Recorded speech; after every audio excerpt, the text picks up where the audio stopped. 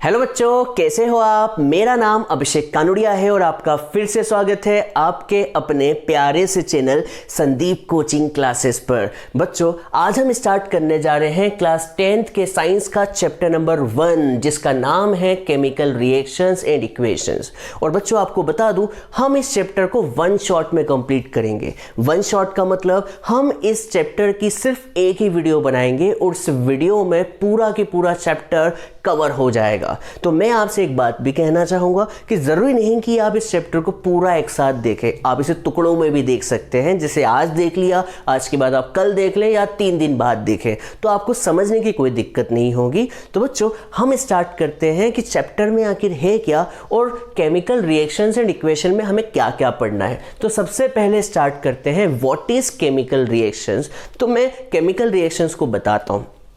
Class 9th में आपने chemical change और फिजिकल चेंज देखे थे। क्या देखे थे बच्चों? केमिकल चेंज और फिजिकल चेंज। तो बच्चों, केमिकल रिएक्शंस ऐसी रिएक्शन होती है जिनमें केमिकल चेंज हो। क्या हो बच्चों? Chemical change. जैसे आपने देखा होगा कि आपके पास कोई साइकिल है लोहे की, मान लीजिए साइकिल है लोहे की, और कभी आप उस साइकिल को 2-3 साल बाद देखेंगे तो 2-3 साल बाद उस लोहे की साइकिल में रस्ट लग चुका होगा, जंग लग चुकी होगी, या फिर कहें कि रेडिश ब्राउन कलर की डिपोजिशन आ चुकी होगी। क्यों? क्योंकि उसमें केमिकल रिएक्शन हुई है। एक और एग्जांपल मैं बताता हूँ। आपके घर में जो दूध आता है, उस दूध को आप बिना गर्म किए एक काम कीजिए, एटमॉस्फेयर में रख दें, और रखने के बाद आप ये पाएंगे, गर्मी के सीज़न में स्पेशली, तो आप ये पाएंगे कि दूध जो है फट चुका है। क्यों फट चुका है? क्योंकि उसके अंदर क्या हुई है? केमिकल रिएक्शन हुई है, या फिर कहें केमिकल चेंज ऑकर हुआ है। एक और एग्जाम्पल है, कभी हम खाना खाते हैं तो खाने का बॉडी के अंदर क्या होता है? डाइजेशन। ये भी एक तरह का क्या है बच्चों? Chemical change. और एग्जाम्पल्स है, ढेरों एग्जाम्पल्स हैं, पर मैं आपको अभी फिलहाल वही एग्जाम्पल दिखा रहा हूं जो आप आसपास देखते हैं। कभी आप कागज को जलाएं, कागज बोले तो कार्बन को आप जलाएं तो धुआं निकलते हुए देखा होगा। ये धुआं जो होता है कार्बन डाइऑक्साइड का होता है। इन्हें कहते हैं केमिकल रिएक्शंस। तो चलिए स्टार्ट करते हैं, केमिकल रिएक्शंस क्या होती है। तो बच्चों, केमिकल रिएक्शन क्या होती है? तो लिखते हैं those reaction in which chemical change occur, जिनमें क्या होती है बच्चों?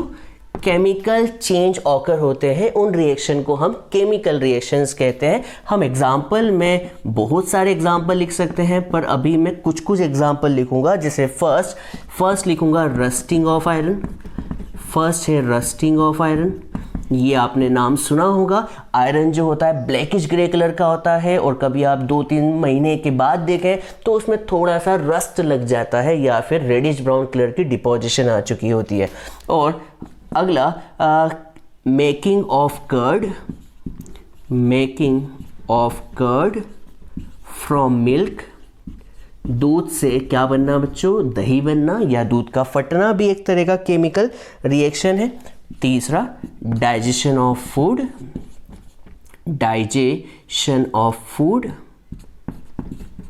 फूड का डाइजेस्ट होना भी एक तरह की केमिकल रिएक्शन है। साथ के साथ और भी रिएक्शंस है, जैसे कि मैं यहां पर कहूं बर्निंग ऑफ कोल, भी एक तरह की केमिकल रिएक्शंस है।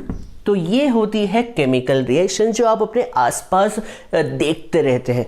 केमिकल रिएक्शन ऐसी रिएक्शन होती है जिनमें केमिकल चेंज हो। कितना सिंपल डेफिनेशन है, जिनमें केमिकल चेंज हो, उन रिएक्शन को हम कहते हैं केमिकल रिएक्शंस। ये बात आपको समझ में आई होगी। अब हम शुरू करते हैं कि यार केमिकल रिएक्शन हुई है, पता कैसे चलेगा? तो हम यहाँ पर लिखते हैं प्रॉपर्टीज, या फिर कैरेक्टरिस्टिक्स ऑफ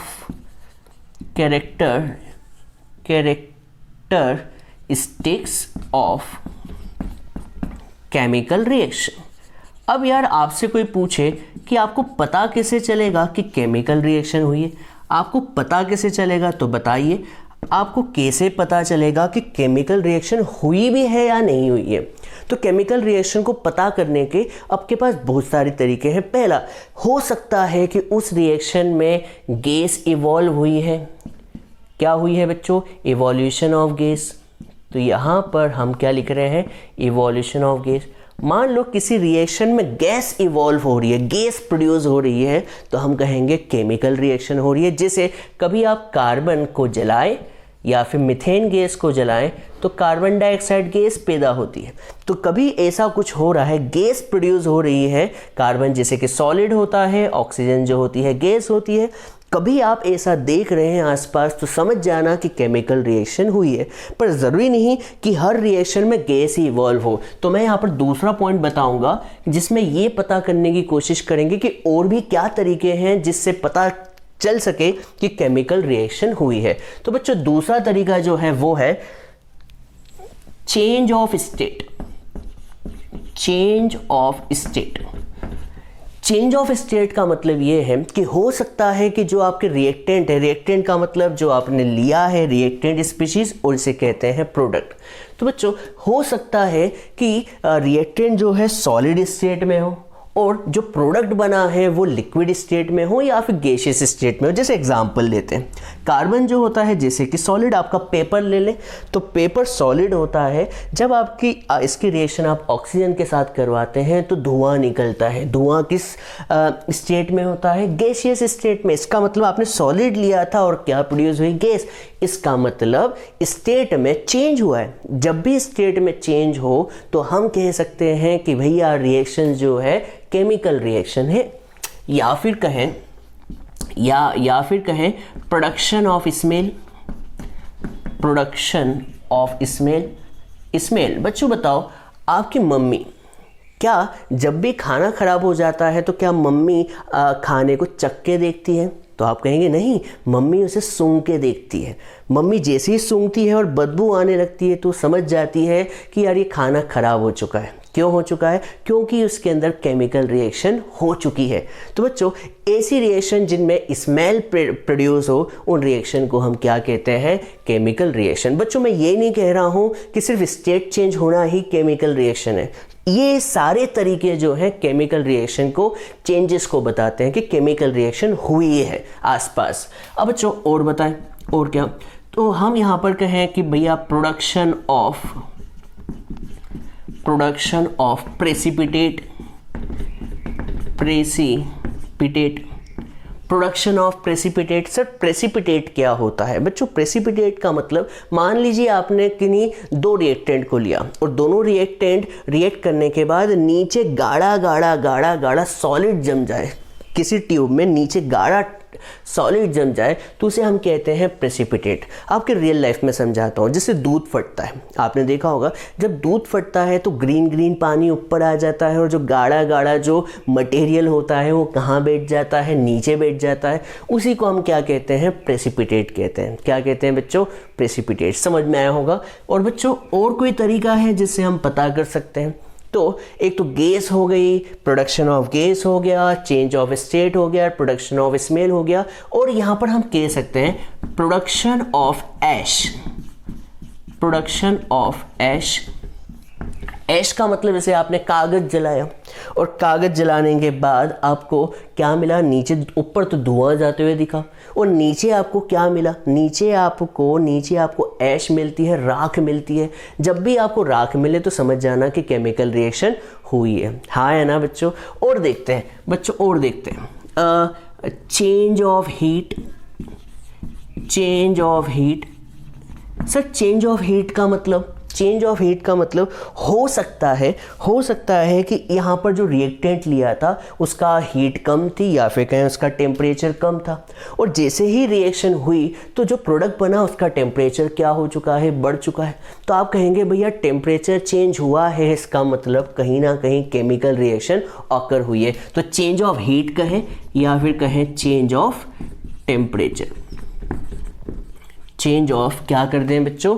टेम्परेचर। हीट में चेंज आए या फिर टेम्परेचर में चेंज आए तो समझ जाना कि भैया केमिकल रिएक्शन ऑकर हुई है। उम्मीद करता हूँ आपको केमिकल रिएक्शन समझ में आई होगी। अब ये केमिकल रिएक्शन हो गया। अब हम केमिकल रिएक्शंस के बाद पढ़ते हैं केमिकल इक्वेशन। क्या पढ़ रहे हैं बच्चों? केमिकल इक्वेशंस क्या होती है? केमिकल इक्वेशंस क्या होती है बच्चों? एक्चुअली क्या होता है मैं आपको बता दूं। जैसे कभी मैं कहूँ कि भैया मेरे घर में आयरन था, वो आयरन क्या हुआ, मैंने उसे एटमॉस्फेयर में रखा। एटमॉस्फेयर में कैसा एटमॉस्फेयर था? बारिश वाला एटमॉस्फेयर था। तो जब मैंने बारिश में रखा तो वो आयरन पे ब्राउन कलर की या रेडिश ब्राउन कलर की डिपोजिशन आ गई, जंग लग गया, रस्ट लग गया। तो यार ये सेंटेंस कितना बड़ा हो गया, हाँ है ना? इतना वर्ड फॉर्मेट में कितना बड़ा सेंटेंस है। तो कभी आप इस वर्ड फॉर्मेट को किस में लिखें? लेटर्स फॉर्म में। किस फॉर्म में? लेटर्स फॉर्म में लिखें। तो उन रिएक्शंस को हम क्या कहेंगे? Chemical equations. तो मैं समझाता हूँ कि एग्जाम्पल देके समझाता हूँ, एग्जाम्पल देके समझाता हूँ। व्हेन मैग्नीशियम रिबन, देखिए मैं यहाँ पर एक बहुत बड़ा सेंटेंस बोलूँगा। When magnesium ribbon is heated with oxygen, heated with oxygen, it gives dazzling white light and powder of magnesium oxide is produced. Magnesium oxide is produce. Sir ये क्या लिखा हुआ है? मैं आपको यही तो बताने की कोशिश कर रहा हूँ बच्चों। केमिकल इक्वेशन ऐसी इक्वेशन होती है जो केमिकल रिएक्शन को इतना बड़ा चढ़ा के नहीं, सिर्फ लेटर्स के फॉर्म में लिख दे। किसके फॉर्म में? लेटर्स के फॉर्म में या फिर इक्वेशंस के फॉर्म में लिखे। मैं आपको समझाता हूँ। देखिए रिएक्शन, केमिकल इक्वेशन में हमेशा लेफ्ट में आप किसको लिखते हैं? रिएक्टेंट्स को। किसे लिखते हैं? रिएक्टेंट्स को। सर रिएक्टेंट्स क्या होता है? रिएक्टेंट्स मतलब ऐसी स्पीशीज जो केमिकल रिएक्शन में पार्टिसिपेट कर रही है। ऐसे सब्सटेंस जो केमिकल रिएक्शन में पार्टिसिपेट कर रहे हैं उन्हें हम रिएक्टेंट्स कहते हैं। और जो बनके हमें मिल रहे हैं उन्हें हम क्या कहते हैं? प्रोडक्ट्स कहते हैं। क्या कहते हैं बच्चों? प्रोडक्ट्स। और रिएक्टेंट और प्रोडक्ट के बीच में हम क्या लगा देते हैं? एक एरो का साइन लगा देते हैं। किसका साइन लगा देते हैं बच्चों? एरो का। तो बच्चों केमिकल इक्वेशंस को लिखना है। जैसे देखिए यहाँ पर किसकी बात चल रही है? Magnesium ribbon. तो आपको यहाँ पर रिबन लिखने की ज़रूरत नहीं है, सिर्फ आप मैग्नीशियम का सिंबल लिखें और मैग्नीशियम का सिंबल Mg और साथ के साथ ब्रैकेट में उसकी स्टेट भी बता दें। आप जानते हैं ऑल मेटल्स आर सॉलिड्स, हाँ है ना? सारी की सारी मेटल सॉलिड होती है एक्सेप्ट मर्क्यूरी, माना। पर अभी फिलहाल मैग्नीशियम की बात चल रही तो मैग्नीशियम तो सॉलिड होती है, हाँ है ना? और कभी आपने इसे हीट किया, हीट करने के लिए आपको ऑक्सीजन गैस चाहिए और आप जानते हैं ऑक्सीजन गैस फॉर्म में होती है। तो आप बता सकते हैं यहाँ पर रिएक्टेंट स्पीशीज कौन है? तो आप कहेंगे सर रिएक्टेंट में एक तो है मैग्नीशियम और साथ के साथ कौन है बच्चों? ऑक्सीजन। ठीक है, तो ये जो है दोनों की दोनों क्या है बच्चों? रिएक्टेंट्स स्पीशीज है। रिएक्टेंट्स का मतलब ऐसी स्पीशीज जो केमिकल रिएक्शन में पार्टिसिपेट कर रही है। अब मैग्नीशियम और ऑक्सीजन आपस में रिएक्ट कर रही है तो मैंने यहाँ पर लिखा है कि वाइट डैजलिंग लाइट, मतलब जैसे आप फुलझड़ी जलाते हैं, हाँ है ना? जब आप फुलझड़ी जलाते हैं तो फुलझड़ी जलाने पर कैसे डैजलिंग लाइट आती है, बिल्कुल चकाचौंध करने वाली लाइट आती है। माना कि साउंड की बात नहीं कर रहा हूँ मैं, बस लाइट की बात कर रहा हूँ। तो क्या आपने लाइट देखी है? सेम वैसे की वैसी लाइट यहाँ पे भी प्रोड्यूस होती है। और साथ के साथ एक पाउडर फॉर्म होता है किसका? मैग्नीशियम ऑक्साइड का। किसका बच्चों? मैग्नीशियम ऑक्साइड का, जो कि पाउडर फॉर्म में होता है, इसलिए हम यहाँ पर सॉलिड लिखेंगे। तो मैग्नीशियम ऑक्साइड, मैग्नीशियम ऑक्साइड। ठीक है, तो बच्चों कभी आप देखें तो हमने लास्ट ईयर एक चीज़ पढ़ी थी। क्या पढ़ी थी?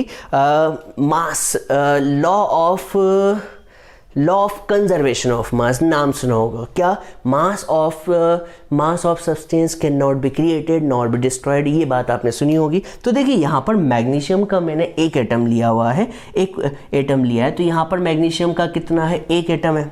यहाँ ऑक्सीजन के 2 एटम है और यहाँ पर ऑक्सीजन का 1 एटम है। तो हम इसे क्या करेंगे? बैलेंस करेंगे। क्यों करेंगे? क्योंकि लॉ ऑफ कंजर्वेशन ऑफ मास ये कहता है कि भैया जितना आपने मास किसका यूज़ किया है, किसका यूज़ किया? रिएक्टेंट स्पीशीज़ का, उतना ही मास किसका यूज़ होगा? कितना ही मास बनेगा प्रोडक्ट का, उतना ही बनेगा। तो यहाँ पर ऑक्सीजन 2 है तो यहाँ पर 2 बनाने होंगे। तो बच्चे, बहुत से बच्चे क्या करेंगे? ऑक्सीजन के नीचे 2 लगा देंगे। नहीं बच्चों, मैग्नीशियम ऑक्साइड का फॉर्मूला MgO होता है। आप इसे बैलेंस करने के लिए आगे 2 इस जगह लगाएंगे। कहाँ लगाएंगे बच्चों?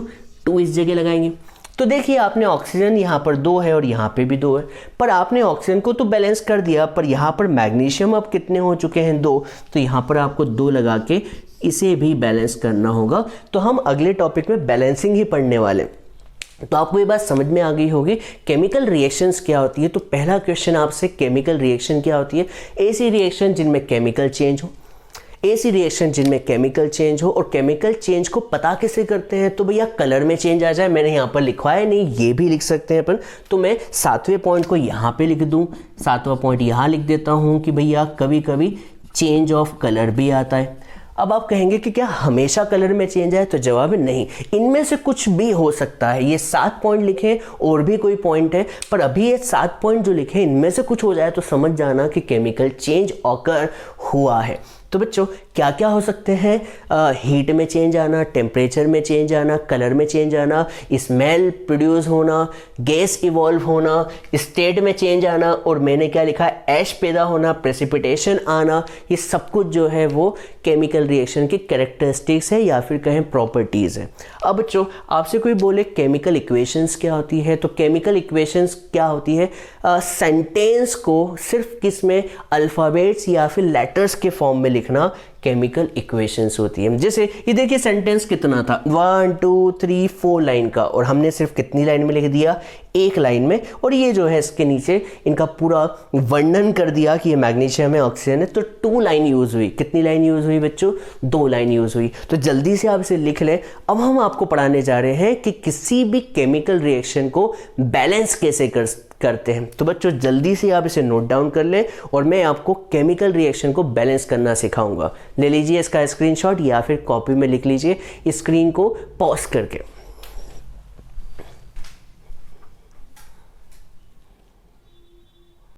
चलिए बच्चों अब हम रिएक्शन को बैलेंस करना सीखते हैं। तो ये बैलेंसिंग होती क्या है, उससे पहले मैं आपको एक लॉ बताना चाहूँगा। बच्चों बैलेंसिंग ऑफ केमिकल रिएक्शन किस पर आधारित है? तो लॉ ऑफ किस पर बच्चों? कंजर्वेशन ऑफ मास। ये लॉ क्या कहता है? ये लॉ क्या कहता है आपको बता दूं। ये लॉ कहता है कि mass of reactants is always equal to mass of products। Mass of reactant हमेशा किसके इक्वल होगा बच्चों? मास ऑफ प्रोडक्ट के। मतलब जितना मास रिएक्टेंट का यूज हुआ है उतना ही मास किसका होगा? प्रोडक्ट का। ऐसा नहीं कि आपने 100 ग्राम रिएक्टेंट लिया है तो आपको प्रोडक्ट 90 ग्राम मिले, नहीं बच्चों, कभी आपने 100 ग्राम रिएक्टेंट लिया है तो प्रोडक्ट भी 100 ग्राम होगा। तो ये जो आधारित है बैलेंसिंग ऑफ केमिकल रिएक्शन किस पर आधारित है बच्चों? किस पर बेस्ड है? लॉ ऑफ कंजर्वेशन ऑफ मास पर, जो कहता है कि मास ऑफ रिएक्टेंट्स किसके इक्वल होगा? हमेशा मास ऑफ प्रोडक्ट के। तो जो मैं बैलेंसिंग सिखाता हूं आपको, देखिएगा पहली रिएक्शन में मैंने यहाँ पर जिंक लिया है। जिंक मेटल है जो कि सॉलिड स्टेट में होती है, और जिंक की रिएक्शन मैं करवा रहा हूँ किसके साथ? हाइड्रोजन सल्फेट के साथ। सल्फ्यूरिक एसिड भी कहते हैं, जो कि सल्फ्यूरिक एसिड एक गैस है। तो यहाँ पर मैं H2SO4 के साथ ये रिएक्शन करवा रहा हूँ। तो बच्चों यहाँ पर आप देखें जिंक का मैंने एक एटम लिया हुआ है और H2SO4 का एक मॉलिक्यूल है। जब ये रिएक्शन होगी तो क्या बनेगा? रिएक्शन होगी तो बनेगा जिंक सल्फेट जो कि एक्वस होगा, और साथ ही साथ रिलीज होगी क्या बच्चों? Hydrogen gas. अब आप देखें यहाँ पर मैं यहाँ पर एक टेबल बना देता हूँ और टेबल में सब कुछ लिखता हूँ। क्या क्या? जिंक, हाइड्रोजन, जिंक और हाइड्रोजन, सल्फर और ऑक्सीजन। देखिए इसमें इन चारों के अलावा कोई यूज़ नहीं हो रहा है, बस इतने ही यूज़ हो रहे हैं। अब मैं आपको बताऊंगा कि रिएक्टेंट में जिंक के कितने एटम्स हैं, रिएक्टेंट्स में कितने एटम्स हैं, और प्रोडक्ट में भी देखते हैं कि इनके कितने एटम्स यूज़ हुए हैं। तो कभी ये इक्वल हुए तो हम कहेंगे कि ऑलरेडी बैलेंस है, और कभी इक्वल नहीं हुए तो हमें इन्हें क्या करना होगा? बैलेंस करना होगा। मैं आपको समझाता हूँ। देखिए यहाँ पर जिंक कितना है, यहाँ पर जिंक कितना है, तो आप कहेंगे जिंक सर रिएक्टेंट में 1 है, और प्रोडक्ट में कितना है, तो आप देखेंगे तो प्रोडक्ट में भी कितना है? 1 ही है। तो प्रोडक्ट में कितना है? 1 ही है। अब आप देखें यहाँ पर हाइड्रोजन H2 है, मतलब हाइड्रोजन के एटम कितने हैं? 2 है, और यहाँ पर भी हाइड्रोजन के एटम कितने हैं? 2 हैं। तो यहाँ पर जिंक भी बैलेंस है और हाइड्रोजन भी बैलेंस है। अब देखिए यहाँ पर सल्फर, सल्फर कितना है, एक है, और यहाँ पर भी सल्फर कितना, एक है, तो सल्फर जो है एक है, ये भी बैलेंस है। अब आप देखें यहाँ पर ऑक्सीजन 4 है, यहाँ पर ऑक्सीजन 4 है, तो हम कहेंगे कि भैया ऑक्सीजन भी बैलेंस है। इसका मतलब ये ऐसी रिएक्शन हमने ले ली एग्जाम्पल में जिसमें ये ऑलरेडी बैलेंस थे। बैलेंस का मतलब जितना मास रिएक्टेंट का था उतना ही मास किसका है, प्रोडक्ट का है। जिंक भी एक था, हाइड्रोजन भी एक था, हाइड्रोजन 2 थे तो हाइड्रोजन को हमने 2 लिखा, सल्फर एक था, सल्फर को 1 लिखा, ऑक्सीजन 4 थी तो ऑक्सीजन को 4 लिखा। बच्चों इत्तेफाक से ये पहली रिएक्शन बैलेंस थी, पर आने वाली रिएक्शन सारी की सारी बैलेंस नहीं होगी। तो चलिए अब हम दूसरा एग्जाम्पल लेते हैं और दूसरे एग्जाम्पल से समझते हैं कि रिएक्शन को बैलेंस कैसे करते हैं। तो बच्चों मैं यहाँ पर एग्जाम्पल नंबर 2 लेना चाहूँगा, और एग्जाम्पल 2 में मैंने क्या लिया है, एक आयरन लिया है और साथ के साथ क्या लिया है, वाटर जो कि लिक्विड स्टेट में, ये यहाँ पर गैसियस स्टेट में, स्टीम स्टेट में। तो जो आयरन की रिएक्शन जब आप वाटर से करवाते हैं तो रिएक्शन में बनता है Fe3O4, ये हमें पहले से ही दिया हुआ है, और साथ के साथ क्या, हाइड्रोजन गैस, Fe3O4 सॉलिड और ये हाइड्रोजन गैस।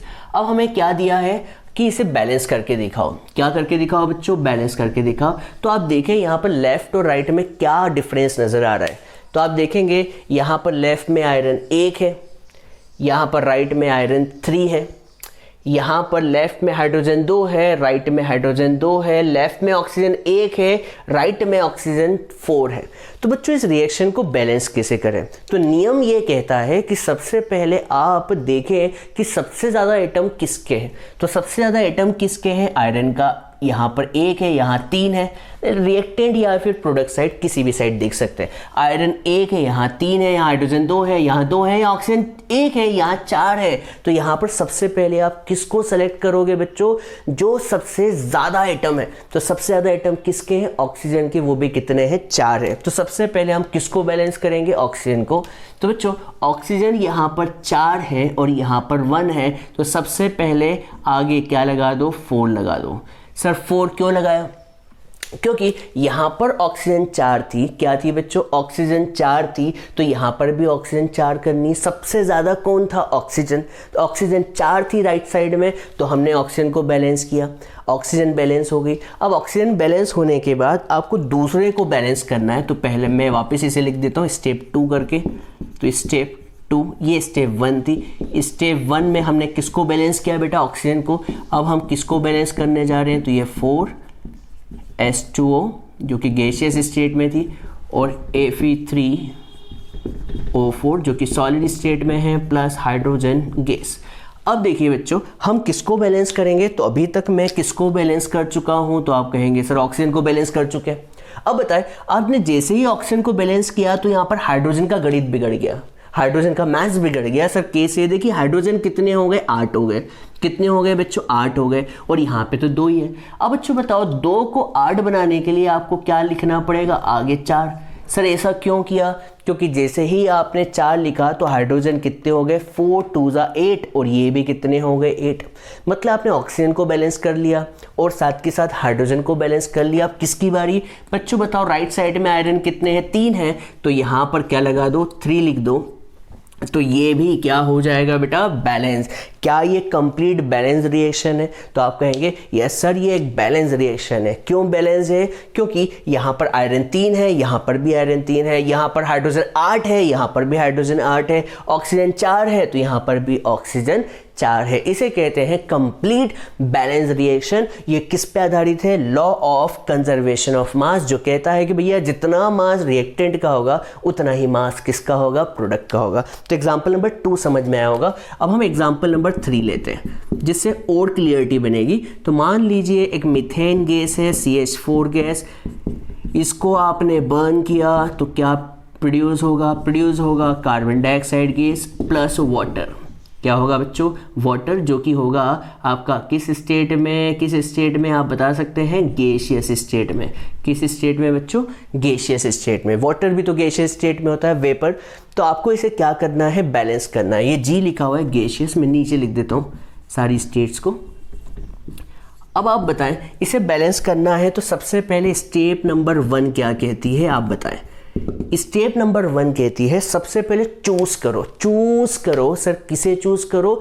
जो सबसे ज़्यादा एटम है, इसमें सबसे ज़्यादा एटम किसके हैं उसे चूज करो। तो आप देखेंगे कार्बन 1 है, यहाँ भी कार्बन 1 है, यहाँ हाइड्रोजन 4 है, यहाँ हाइड्रोजन 2 है, यहाँ हाइड्रोजन कितने हैं बच्चों? 2 हैं, हाइड्रोजन 2 है, यहाँ पर ऑक्सीजन 2 है, यहाँ पर 3 है। तो सबसे पहले आप किसे चूज करना पसंद करोगे? तो सबसे पहले आप चूज करोगे हाइड्रोजन को। किसको बच्चों?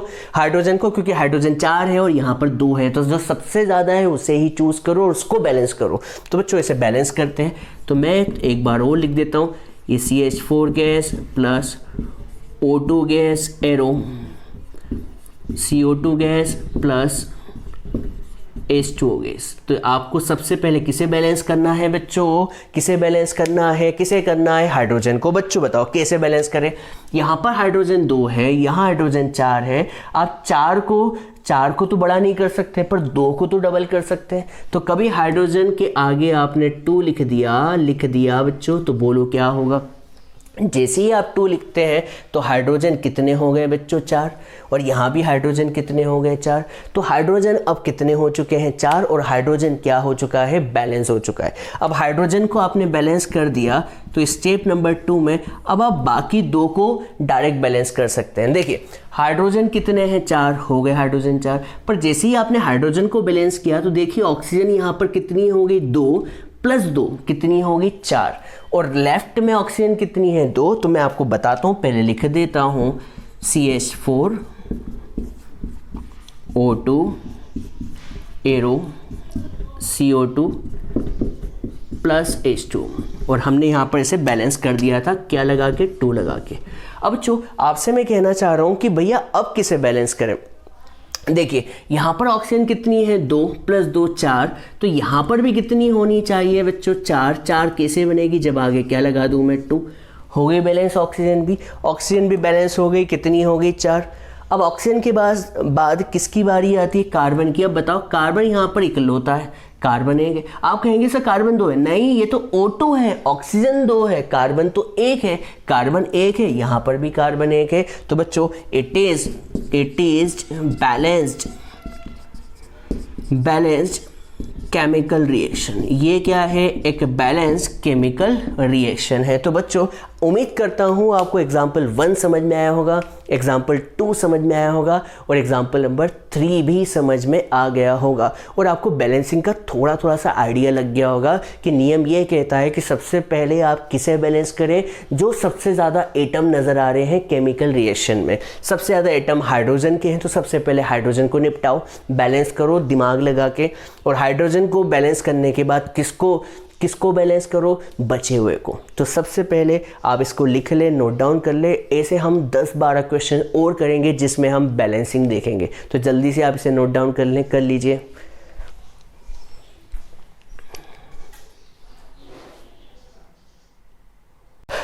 चलिए बच्चों, अब हम कुछ रिएक्शंस को बैलेंस करके देखते हैं और देखते हैं बैलेंसिंग टफ है या फिर सिंपल है। चलो देखते हैं बैलेंसिंग कैसे करते हैं। मैंने यहाँ पर 13 क्वेश्चन लिए हुए हैं और जल्दी से जल्दी मैं करवाने की कोशिश करूँगा, और इस तरह से करूँगा कि आप किसी भी क्वेश्चन को चुटकियों में कर लें। तो बच्चों पहला क्वेश्चन देखते हैं। यहाँ पर बेरियम कितना है? 1 है। यहाँ पर बेरियम 1 है, यहाँ क्लोरीन 2 है, यहाँ क्लोरीन 1 है। तो बच्चों हम क्लोरीन से शुरू करते हैं। बताओ क्लोरीन कितने हो गए? क्लोरीन यहाँ पर 2, यहाँ पर भी क्लोरीन 2, हाँ है ना बच्चों। यहाँ पर हाइड्रोजन 2 है, यहाँ पर भी हाइड्रोजन 2 है, यहाँ पर सल्फर 1 है, यहाँ भी सल्फर 1 है, ऑक्सीजन 4 है, यहाँ पर भी ऑक्सीजन 4 है। क्या ये बैलेंस हो गई? जवाब है यस, बैलेंस भी हो चुकी है, हाँ है ना बच्चों। देखते हैं हाइड्रोजन यहाँ पर कितने हैं? 2 है, और यहाँ हाइड्रोजन 1 है, तो आगे क्या लगा दे? 2 लगा दे। बच्चों बताओ हाइड्रोजन बैलेंस हो गया, हाइड्रोजन बैलेंस हो गया। अब देखिए यहाँ क्लोरीन कितने? 2 है, और यहाँ पे भी क्लोरीन 2 है, ये भी क्या हो गई है बच्चों? बैलेंस हो गई है। अब आप देखें यहाँ हाइड्रोजन 2 है, यहाँ हाइड्रोजन 3 है। बच्चों 2 को 3 नहीं बनाया जा सकता। क्यों नहीं बनाया जा सकता? क्योंकि देखिए 2 में आप किसी का भी मल्टीप्लाई करेंगे तो इवन नंबर आएंगे, हाँ है ना बच्चों। तो बच्चों एक काम करते हैं, हम यहाँ पर 2 का मल्टीप्लाई करते हैं। किसका बच्चों? 2 का। सर क्यों कर रहे हैं? देखिए यहाँ पर मैं जैसे ही 2 का मल्टीप्लाई करूंगा तो हाइड्रोजन कितने हो जाएंगे? 6, और यहाँ पर भी हाइड्रोजन कितने हो जाएंगे बच्चों? 3 का मल्टीप्लाई करते से 6, तो हाइड्रोजन यहाँ पर 6, यहाँ पर भी हाइड्रोजन 6, यहाँ पर नाइट्रोजन 2, यहाँ पर भी नाइट्रोजन 2। ये क्या हो गई है बच्चों? बैलेंस। कितनी सिंपल तो है यार, सिर्फ तुक्का लगाओ, तुक्का लगाओ, हो सकता है तुक्का गलत हो तो उसको काटो और नया तुक्का लगाओ। चलो देखते हैं बच्चों, यहाँ एल्यूमिनियम 1 है, यहाँ एल्यूमिनियम 1 है, यहाँ कॉपर 1 है, यहाँ कॉपर 1 है, यहाँ क्लोरीन 2 है, यहाँ क्लोरीन 3 है। सेम वही फंडा, क्लोरीन 2 है, यहाँ 3 है, तो 3 वाले में किसका मल्टीप्लाई कर दें? 2 का कर दें। बच्चों क्लोरीन कितने हो गए? 6 हो गए। यहाँ क्लोरीन 6 हो गए, तो यहाँ पर 6 बनाने के लिए किससे मल्टीप्लाई करोगे बच्चों? 3 से। तो 3 2 जा कितने हो गए? 6। अब यहाँ पर कॉपर 3 हो गए, तो यहाँ पर भी 3 का मल्टीप्लाई करना होगा। सर क्यों? क्योंकि कॉपर 3 है, तो यहाँ पर भी कितने होंगे? 3।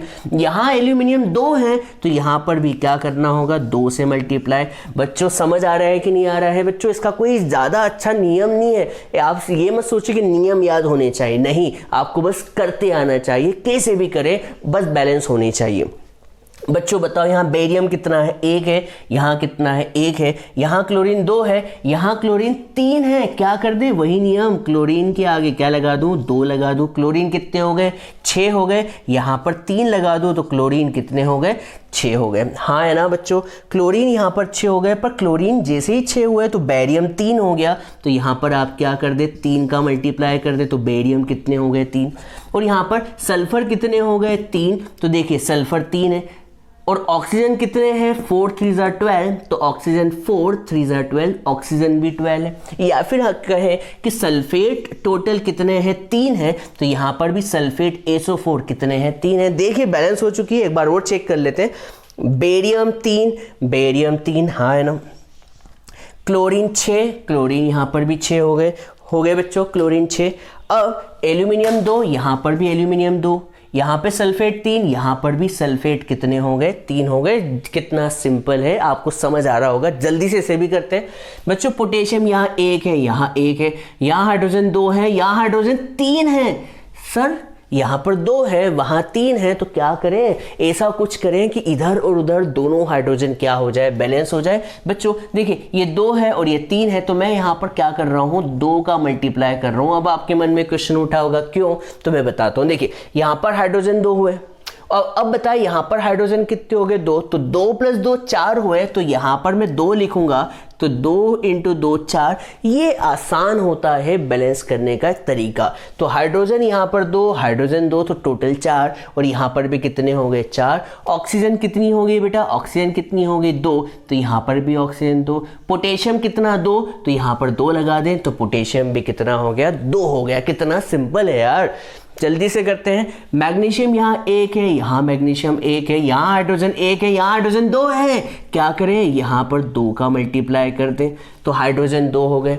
यहाँ पर क्लोरीन अब 2 हो गए, तो यहाँ पर भी क्लोरीन 2 है। It is balance reaction. हाँ है ना बच्चों, बैलेंस होती जा रही है। क्लियर है? अब बच्चों बताओ, यहाँ पर जिंक 1 है, यहाँ पर जिंक 1 है, यहाँ कार्बन 1 है, यहाँ कार्बन 1 है, यहाँ ऑक्सीजन 3 है, और यहाँ पर 2 + 1 3 है। ये ऑलरेडी बैलेंस्ड है, इसे बैलेंस करने की जरूरत नहीं है। सर क्यों? क्योंकि जिंक 1 है, जिंक 1 है, कार्बन 1 है, कार्बन 1 है, ऑक्सीजन 3 है, और यहाँ पर 2 + 1 ऑक्सीजन 3 ही तो है मेरे भाई लोग। अब बच्चों पोटेशियम ब्रोमाइड के यहाँ पर 1 है, यहाँ पर के भी 1 है, पोटेशियम 1 है, यहाँ ब्रोमीन 1 है, यहाँ ब्रोमीन 2 है, तो क्या कर दे? यहाँ 2 लगा दें। बच्चों बताओ ब्रोमीन कितने हो गए? 2, यहाँ भी ब्रोमीन 2, यहाँ पर पोटेशियम 2 हो गए, तो यहाँ पर भी पोटेशियम क्या लगा दे बच्चों? 2 लगा दे। आयोडीन 2 हो गए, तो यहाँ पर भी आयोडीन 2 है। बेरियम 1 है, यहाँ भी बेरियम 1 है, बैलेंस हो गई। कितनी सिंपल है मेरे भाई, कितनी सिंपल है।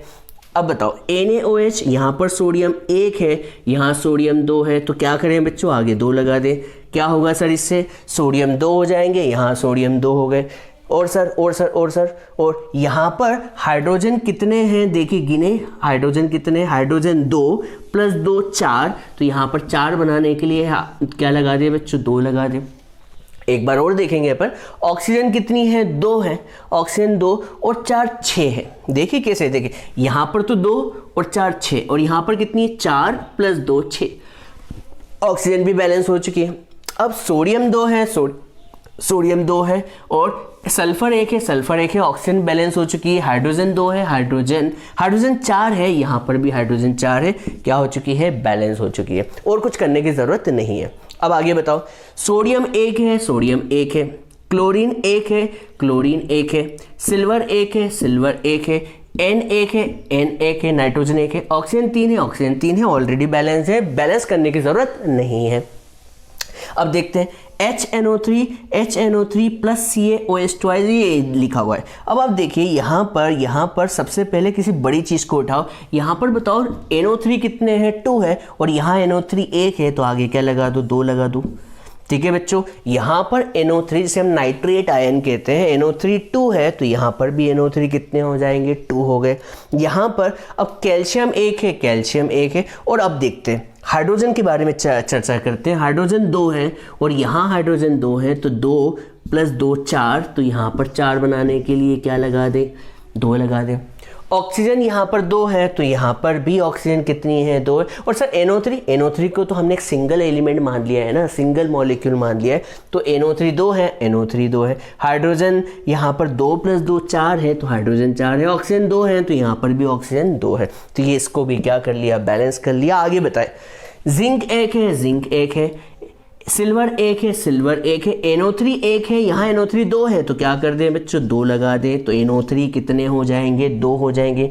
यहाँ पर भी NO3 2, यहाँ पर सिल्वर 2 है, तो यहाँ पर भी 2 लगा दें, और सिल्वर 2 हो गए। बच्चों कितनी सिंपल बैलेंसिंग है, मज़ा आया कि नहीं आया? तो बच्चों क्या हमने कोई नियम फॉलो किए? जवाब है नहीं, हमने कोई नियम फॉलो नहीं किए, बस ये देखा कि इधर कितना कम पड़ रहा है, इधर कितना कम पड़ रहा है, जिधर भी कम पड़े उधर मल्टीप्लाई करें और देखें कि मल्टीप्लाई करने के बाद बैलेंस हुई या नहीं। और कभी बैलेंस नहीं होती है तो एक बार और ट्राई करें और बैलेंस हो ही जाएगी।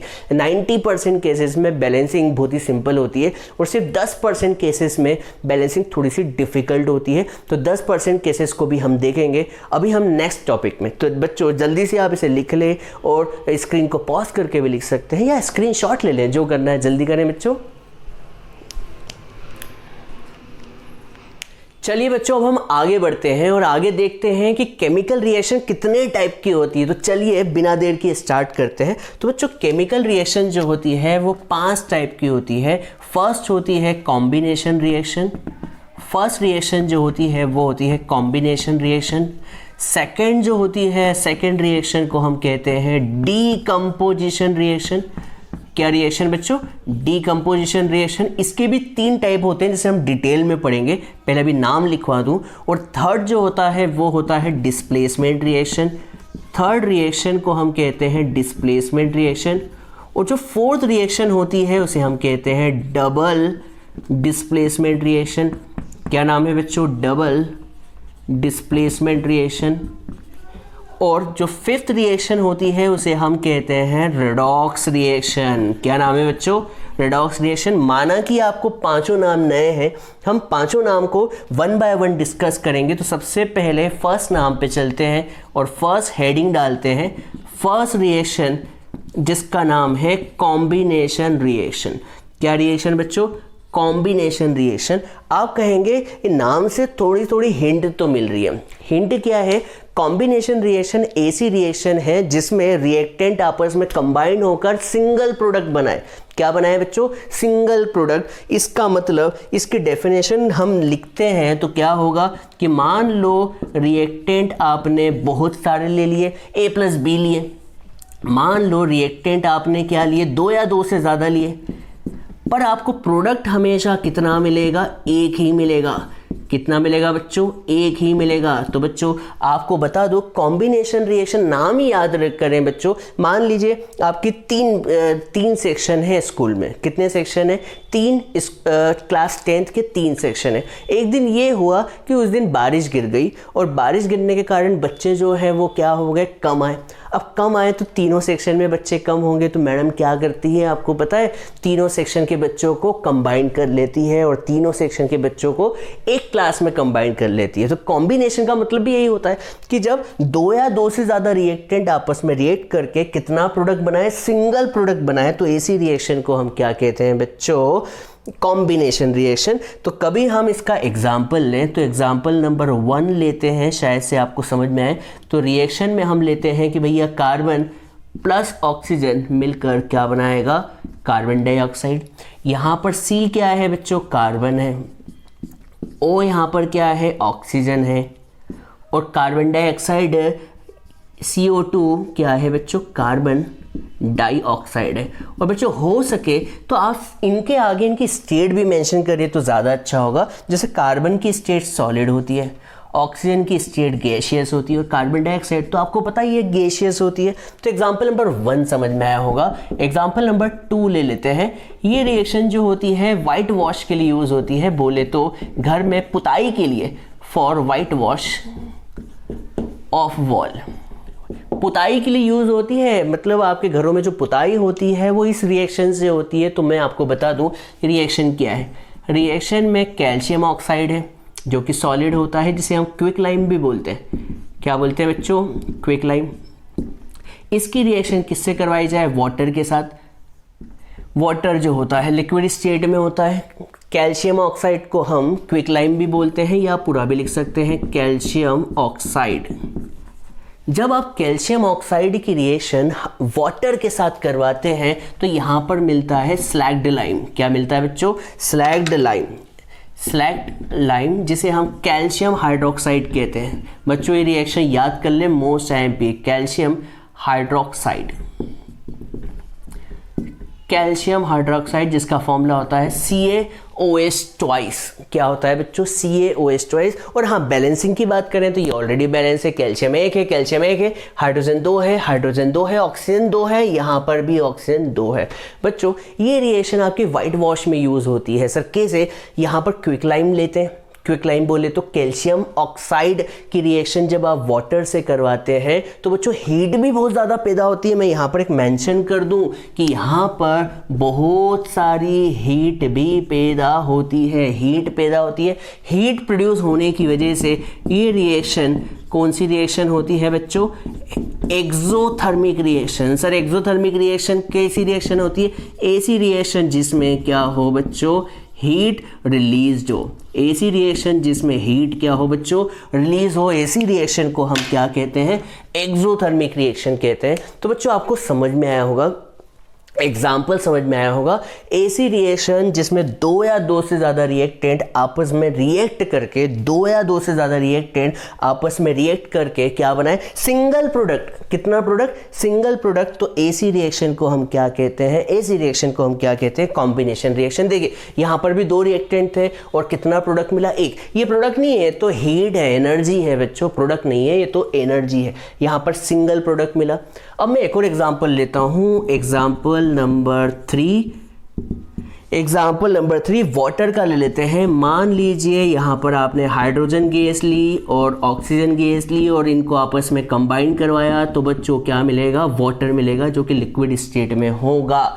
ये भी एक कॉम्बिनेशन रिएक्शन है जिसमें हमने किसको यूज़ किया है बच्चों, बताओ किसको यूज़ किया है, हाइड्रोजन गैस को, साथ के साथ किसको, ऑक्सीजन गैस को, और यहाँ पर मिला क्या, हाइड्रोजन डाइऑक्साइड या फिर कहें वाटर। क्या ये रिएक्शन बैलेंस है, तो आप कहेंगे सर नहीं दिख रही है। कैसे, हाइड्रोजन 2 है, यहाँ हाइड्रोजन 2 है, ऑक्सीजन यहाँ 2 है, तो यहाँ पर 2 कर दिया, तो ऑक्सीजन कितने हो गए बच्चों, 2 हो गए। ऑक्सीजन जैसे ही 2 हुई तो हाइड्रोजन 4 हो गए, तो 4 बनाने के लिए आगे 2 लगा दिया। ये बैलेंस रिएक्शन है, ये भी एक तरह के कॉम्बिनेशन रिएक्शन है मेरे प्यारे बच्चों। एक रिएक्शन और ले लेते हैं, ज़्यादा क्लियरिटी बनेगी। एग्जाम्पल नंबर 4 में मान लीजिए मैग्नीशियम रिबन ली।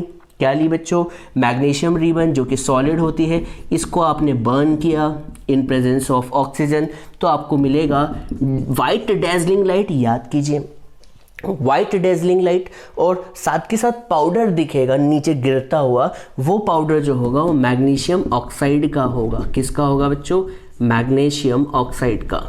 तो बच्चों आप टॉपिक से भटक तो नहीं रहे, सर क्यों ऐसा क्यों बोल रहे हैं आप, क्योंकि हम जो टॉपिक पढ़ रहे हैं कॉम्बिनेशन रिएक्शन का है। किसका है बच्चों, कॉम्बिनेशन रिएक्शन। कॉम्बिनेशन रिएक्शन ऐसी रिएक्शन होती है जिसमें 2 या 2 से ज़्यादा रिएक्टेंट आपस में रिएक्ट करके क्या प्रोड्यूस करते हैं, सिंगल प्रोडक्ट। क्या बच्चों, सिंगल प्रोडक्ट प्रोड्यूस करते हैं। तो यहाँ पर सिंगल प्रोडक्ट बन रहा है, इसलिए इस रिएक्शन को हम क्या कहेंगे, कॉम्बिनेशन रिएक्शन कहेंगे। कौन सी रिएक्शन बच्चों, कॉम्बिनेशन रिएक्शन। अब हम कौन सी रिएक्शन की तरफ चल रहे हैं, डीकंपोजिशन रिएक्शन। जल्दी से आप इसे लिख लें, नोट डाउन करें, जल्दी लिखें। चलिए बच्चों, अब हम नई रिएक्शन की तरफ चलते हैं और नई रिएक्शन क्या है, देखिए, नाम है डीकंपोजिशन रिएक्शन। डीकंपोज मतलब टूटना। इसका मतलब ये ऐसी रिएक्शन है जिसमें होगा एक सिंगल रिएक्टेंट। कौन होगा बच्चों, एक सिंगल रिएक्टेंट, और इस सिंगल रिएक्टेंट टूट कर बनेगा दो या दो से ज़्यादा प्रोडक्ट्स में, दो या दो से ज़्यादा प्रोडक्ट्स में। सर क्या समझ में नहीं आया बच्चों, ये रिएक्शन आपको देखी लग रही है। सर कहाँ, याद कीजिए, यही रिएक्शन कॉम्बिनेशन रिएक्शन भी थी, पर दोनों में अंतर है। सर किसका बच्चों, कॉम्बिनेशन रिएक्शन में दो या दो से ज़्यादा रिएक्टेंट मिलकर क्या बना रहा था, सिंगल प्रोडक्ट। हाँ है ना, प्रोडक्ट कितना बन रहा था, एक बन रहा था, पर यहाँ पर उल्टा हो रहा है। यहाँ पर सिंगल रिएक्टेंट है और ये टूट कर क्या बना रहा है, दो या दो से ज्यादा प्रोडक्ट। इसका मतलब डीकंपोजिशन रिएक्शन जो है वो किसकी उल्टी है, किसकी अपोजिट है, तो हम कहेंगे इट इज जस्ट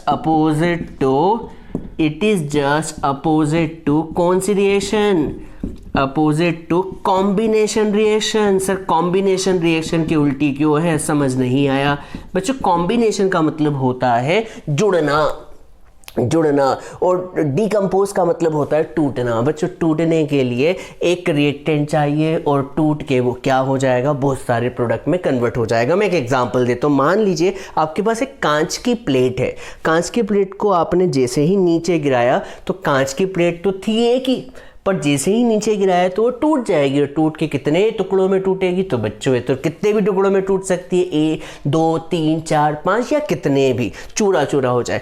तो जो ऐसी रिएक्शन जिसमें सिंगल रिएक्टेंट किस में कन्वर्ट हो, दो या दो से ज़्यादा प्रोडक्ट में, ऐसी रिएक्शन को हम कहते हैं डीकंपोजिशन रिएक्शन। अब बच्चों डीकंपोजिशन रिएक्शन के भी 3 टाइप होते हैं, बताता हूँ। फर्स्ट रिएक्शन होती है थर्मल डीकंपोजिशन। क्या होती है बच्चों, थर्मल डीकंपोजिशन। ये किसके टाइप है, ये किसका टाइप है बच्चों, डीकंपोजिशन का टाइप है, थर्मल डीकंपोजिशन रिएक्शन। सर क्या समझ नहीं आया, मैं बताता हूँ। एक्चुअली क्या बच्चों, जोड़ना आसान है पर तोड़ना इतना आसान नहीं है। तोड़ने के लिए आपको एनर्जी देनी होती है, हाँ है ना। जोड़ने के लिए एनर्जी की जरूरत नहीं होती, पर तोड़ने के लिए, क्योंकि मान लीजिए एक प्रोडक्ट है, मान लीजिए एक रिएक्टेंट है जो कि ऑलरेडी क्या है, कहेंगे इक्विलिब्रियम में है या फिर कहें कि स्टेबल है। अब स्टेबल है तो उसे तोड़ने के लिए क्या करना पड़ेगी, एनर्जी देनी होगी, हाँ है ना।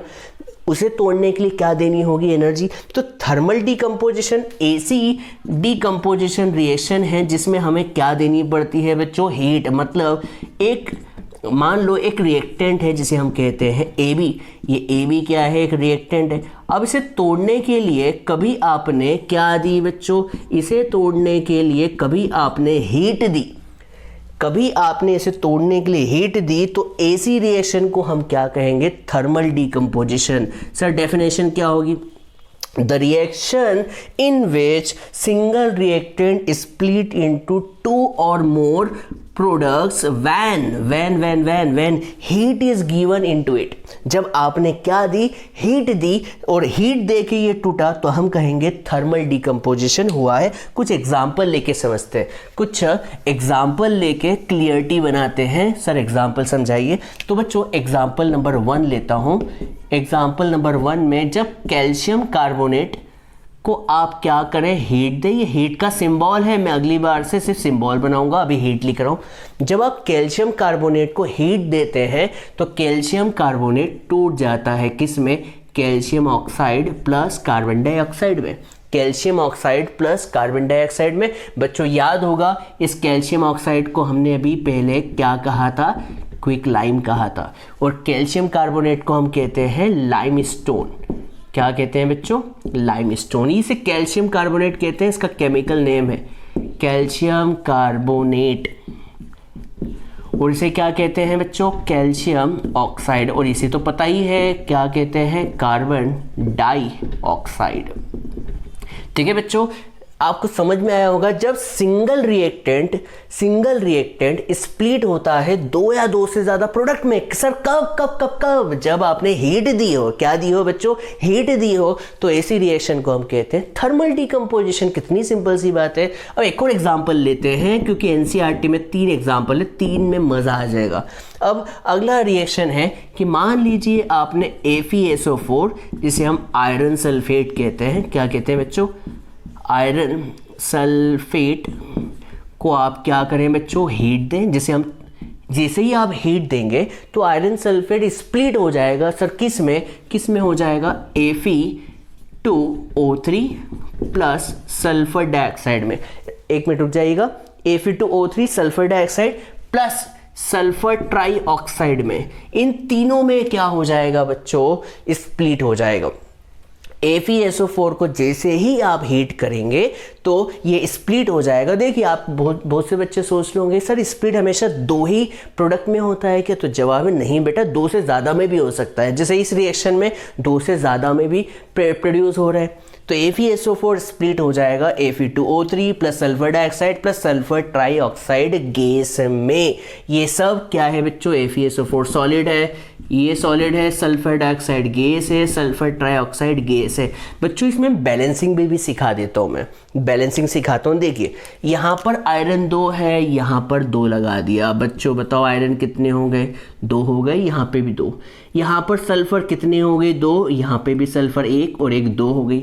ऑक्सीजन काउंट करें तो 3 2 5 और 3 8, और यहाँ पर ऑक्सीजन 4 दूना 8। ये भी क्या हो गई? बैलेंस हो गई। तो ये रिएक्शन आपको समझ में आई होगी। अब मैं एक और एग्जाम्पल देता हूँ जो कि एनसीईआरटी में दिया हुआ है। एग्जाम्पल 3 में कभी आप PbNO3 ट्वाइस, जिसे हम लेड नाइट्रेट कहते हैं, क्या कहते हैं बच्चों? Lead nitrate. कभी आप लेड नाइट्रेट को हीट करते हैं, किसे हीट कर रहे हैं बच्चों? लेड नाइट्रेट को। तो यहाँ पर प्रोड्यूस होता है लेड ऑक्साइड प्लस NO2। बच्चों याद रखिएगा इस रिएक्शन की खासियत क्या है। ये रिएक्शन हमेशा पूछी जाती है कि what will happen when lead nitrate heated strongly. जब आप लेड नाइट्रेट को हीट करते हो तो आपको लेड ऑक्साइड क्या मिलता है बच्चों? लेड ऑक्साइड, जो कि येलो कलर का होता है, मिलता है। और साथ के साथ ब्राउन फ्यूम्स मिलती है। सर किसकी? नाइट्रोजन डाइऑक्साइड की। क्या मिलती है बच्चों? ब्राउन फ्यूम्स मिलती है। क्या मिलती है बच्चों? ब्राउन फ्यूम्स मिलती है। किसकी? NO2 की। और साथ के साथ ऑक्सीजन गैस भी मिलती है। क्या मिलती है बच्चों? साथ के साथ ऑक्सीजन गैस भी मिलती है। तो ये बात आपको याद रखनी होगी। एग्जाम में क्वेश्चन क्या आएगा? What will happen when lead nitrate heated strongly? तो what will happen when lead nitrate heated strongly? तो it gives lead oxide plus brown fumes of, ये बहुत ही इंपॉर्टेंट है, ब्राउन फ्यूम्स ऑफ किसकी? नाइट्रोजन डाइऑक्साइड की। किसकी बच्चों? Nitrogen dioxide. ये लिख देता हूं मैं जिससे क्लियरिटी बनेगी आपके मन में। नाइट्रोजन डाइऑक्साइड की क्या मिलेगी? ब्राउन फ्यूम्स मिलेगी और साथ के साथ ऑक्सीजन मिलेगी। अब बेटा एक काम करते हैं, हम इसे बैलेंस कर देते हैं। तो मैं यहाँ पर इसे बैलेंस करके भी दिखा देता हूँ। बैलेंसिंग आपको सिखाता हूँ। यहाँ पर आप नाइट्रोजन के आगे लगा दे 4। क्या लगा दे? 4। ये थोड़ी सी अलग टाइप की बैलेंसिंग है। नाइट्रोजन के आगे 4 लगा दे और यहाँ नाइट्रोजन कितने हैं? 2 है। कितने हैं? 2 है। तो यहाँ पर 2, इसको 4 बनाने के लिए आगे क्या लगाना पड़ेगा बच्चों? 2 लगाना पड़ेगा। हाँ है ना। लेड कितने हो गए? 2 हो गए। तो यहाँ पर लेड के आगे क्या लगा दे? 2 लगा दे। ये बैलेंस हो गया। अब ऑक्सीजन को काउंट करो तो ऑक्सीजन कितनी है? 3 2 तो 6 हो गया और 6 2 12 ऑक्सीजन है। तो कैसे? देखिए यहाँ पर 2 ऑक्सीजन और ये कितनी है? 4 2 8, तो 2 और 8 और प्लस 2, तो 2 + 8 10 और 2 12। ये क्या हो गई है बच्चों? बैलेंस हो चुकी है। हाँ है ना बच्चों, आपको ये बात समझ में आई होगी। एग्जाम में ये क्वेश्चन मोस्ट एमपी है, इसलिए इस पर स्टार लगा ले। क्या लगा दे बच्चों? स्टार लगा ले। ठीक है बच्चों, ये तो हो गई किसकी बात कर ली हमने? थर्मल डिकम्पोजिशन की। अब हम बात करते हैं अगली रिएक्शन की, जो कि होगी बी पॉइंट डाल देता हूँ। थर्मल डिकम्पोजिशन हो गया। अब होता है लाइट डिकम्पोजिशन, जिसे हम फोटो डिकम्पोजिशन भी कहते हैं। लाइट या फिर फोटो डीकम्पोजिशन। सर ये क्या होती है, थोड़ा सा बताएं बच्चों। ऐसी रिएक्शन जिसमें सिंगल रिएक्टेंट, ये क्या है बच्चों, एक सिंगल रिएक्टेंट है, दिख ही रहा होगा। सिंगल रिएक्टेंट स्प्लिट हो जाए किसमें, दो या दो से ज़्यादा प्रोडक्ट में। देखिए यहाँ पर क्या है, यहाँ पर एक सिंगल रिएक्टेंट है और किसमें टूट रहा है, दो या दो से ज़्यादा प्रोडक्ट्स में। सर कब, जब आपने क्या दी बच्चों, लाइट दी। क्या दी बच्चों, लाइट। जब आप लाइट दे, सर लाइट क्या है, लाइट भी तो फॉर्म ऑफ एनर्जी है। लाइट भी एक तरह की एनर्जी है और हीट भी एक तरह की एनर्जी है, बस दोनों में अंतर ये है कि यहाँ पर एनर्जी का फॉर्म हीट है और यहाँ पर एनर्जी का फॉर्म लाइट है। जब आपने लाइट दी तो लाइट देने पर कभी डिकम्पोजिशन हुआ तो उसे फोटो डिकम्पोजिशन कहेंगे, पर जब हीट देने पर डिकम्पोजिशन हुआ तो उसे हम लाइट डिकम्पोजिशन कहेंगे या फिर फोटो डिकम्पोजिशन कहेंगे। दोनों में अंतर समझ में आया। अब इसका एग्जाम्पल लेते हैं। मान लीजिए आपने एक चाइना डिश ली। क्या ली बच्चों, चाइना डिश, मतलब अरे चाइना की एक प्लेट ली और चाइना की प्लेट में आपने क्या रखा, सिल्वर क्लोराइड। क्या रखा बच्चों, सिल्वर क्लोराइड, जो कि होता है ब्लैकिश ग्रे कलर का। किसका, ब्लैकिश, ये होता है वाइट कलर का। वाइट कलर का सिल्वर क्लोराइड किस कलर का होता है बच्चों, वाइट कलर का होता है। सिल्वर क्लोराइड है, ये क्या है बच्चों, दिख रहा है आपको, सिल्वर क्लोराइड। मैं देखता हूँ आपको दिख रहा है कि नहीं, एक मिनट में स्क्रीन पे जाके देखता हूँ। बिल्कुल दिख रहा है, बिल्कुल दिख रहा है बच्चों। कभी आप सिल्वर क्लोराइड को चाइना डिश में रखते हैं और आपने क्या दी बच्चों, लाइट दी। क्या दी बच्चों, जैसे ही आपने लाइट दी तो आप ये ऑब्जर्व करते हैं कि उस चाइना डिश में ब्लैक कलर का डिपोजिशन आ चुका है, ब्लैकिश ग्रे कलर का या सिल्वरिश कलर का। किस कलर का बच्चों, सिल्वरिश कलर का डिपोजिशन आ चुका है। वो डिपोजिशन किसका होगा बच्चों, सिल्वर का। किसका होगा बच्चों, सिल्वर का, Ag2 का। और साथ के साथ Ag का, सिल्वर का। और साथ के साथ आपको स्मेल नज़र आएगी, वो भी स्मेल किसकी होगी, एक गैस की, जिस गैस को हम क्या कहते हैं, क्लोरीन गैस। क्या कहते हैं बच्चों, क्लोरीन गैस। बच्चों देखिए मैं क्या बताना चाह रहा हूँ, मैं एक आपको एक्टिविटी करके बताता हूँ। ये रही एक चाइना डिश। इस चाइना डिश में आपने क्या रख रखा है बच्चों, आपने रख रखा है किसका सॉल्यूशन, सिल्वर क्लोराइड का। और इसे किस में रख दिया बच्चों, धूप में।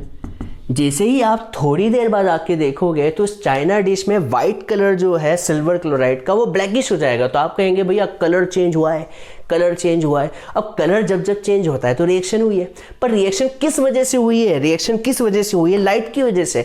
सिल्वर क्लोराइड डिकम्पोज हुआ है। सर किस में डिकम्पोज हुआ है, सिल्वर क्लोराइड डिकम्पोज हुआ है, सिल्वर और किस में, क्लोरीन में। सर आपको कैसे पता चला, क्योंकि हम जैसे ही उसके पास गए तो बदबू आने लगी। किसकी, क्लोरीन की। क्लोरीन की बदबू आई, मतलब कि गैस रिलीज हुई है। कौन सी गैस है, क्लोरीन। और चाइना डिश में एक black deposition, silverish black colour का डिपोजिशन डिपॉजिट हो चुका है। तो वो कौन होगा, सिल्वर होगा। अब हम इसे कभी क्या कर दे, बैलेंस कर दे, तो सिल्वर क्लोरीन यहाँ पे 2 है तो क्लोरीन यहाँ पे 2 लगा दिया। सिल्वर यहाँ 2 हो गए तो यहाँ पर भी सिल्वर क्या लगा दिया, 2 लगा दिया। तो बच्चों उम्मीद करता हूँ ये बात समझ में आई। मैंने इसका एक एग्जाम्पल दे दिया, एक और एग्जाम्पल देते हैं। वैसे एनसीईआरटी में एक ही एग्जाम्पल दिया हुआ है, मैं इसका एक और एग्जाम्पल दे देता हूँ। और सिर्फ एग्जाम्पल में क्या करूँगा, क्लोरीन की जगह ब्रोमीन लगा दूंगा। क्या लगा दूंगा बच्चों, ब्रोमाइन लगा दूंगा। तो देखिए दूसरा एग्जाम्पल देखिए, दूसरे एग्जाम्पल में मैं क्या कर रहा हूँ, सिल्वर और यहाँ पे लगा देता हूँ AgBr, और आपने इसमें क्या दी बच्चों, लाइट दी। सिमिलरली वही होगा, सेम कलर है तो यहाँ पर क्या प्रोड्यूस होगा, सिल्वर होगा प्लस क्लोरीन गैस रिलीज होगी, हाँ है ना। और आगे से बैलेंस करने के लिए 2 लगा दिया। कोई दिक्कत हो तो बताएं। इसके एग्जाम्पल एनसीईआरटी में जितने हैं मैं उतने करवा चुका हूँ।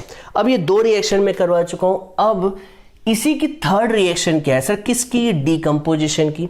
तो डिकम्पोजिशन की थर्ड रिएक्शन में समझाने जा रहा हूँ, जिसे हम कहते हैं इलेक्ट्रिक डिकम्पोजिशन। क्या बच्चों, इलेक्ट्रिक डिकम्पोजिशन, जिसे हम एक और नाम से भी जानते हैं, और ये नया नाम जो है वो है इलेक्ट्रोलाइसिस। क्या नाम है बच्चों? इलेक्ट्रोलाइसिस। सर ये क्या होता है बताता हूँ। मान लीजिए एक रिएक्टेंट है AB, मान लीजिए एक रिएक्टेंट है AB। अरे भाई डीकम्पोजिशन नाम आया तो डीकम्पोजिशन का मतलब क्या होता है? टूटना। अब टूटने के लिए तो सिंगल रिएक्टेंट चाहिए। अब जैसे ही आपने इसके ऊपर, रिएक्टेंट के ऊपर इलेक्ट्रिसिटी पास की, क्या पास की बच्चों? इलेक्ट्रिसिटी पास की। और इलेक्ट्रिसिटी पास करने पर ये 2 या 2 से ज़्यादा प्रोडक्ट में टूटा, तो समझ जाइए ये कौन सी रिएक्शन है? इलेक्ट्रोलाइसिस है, या फिर कहें इलेक्ट्रिक डीकम्पोजिशन है। तो बच्चों डेफिनेशन क्या होगी? It is a reaction when single reactant is split into 2 or more product when electricity is passed over it।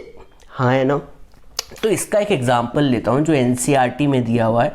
तो एग्जाम्पल जो है वो है पानी। ओहो हो पानी। क्या बच्चों आप घर पे एक गिलास पानी लें और उस गिलास के पानी को तोड़ने की कोशिश करें। तोड़ने पर क्या हाइड्रोजन और ऑक्सीजन अलग हो सकती है? क्या घर पे आप ये एक्सपेरिमेंट करके देखेंगे?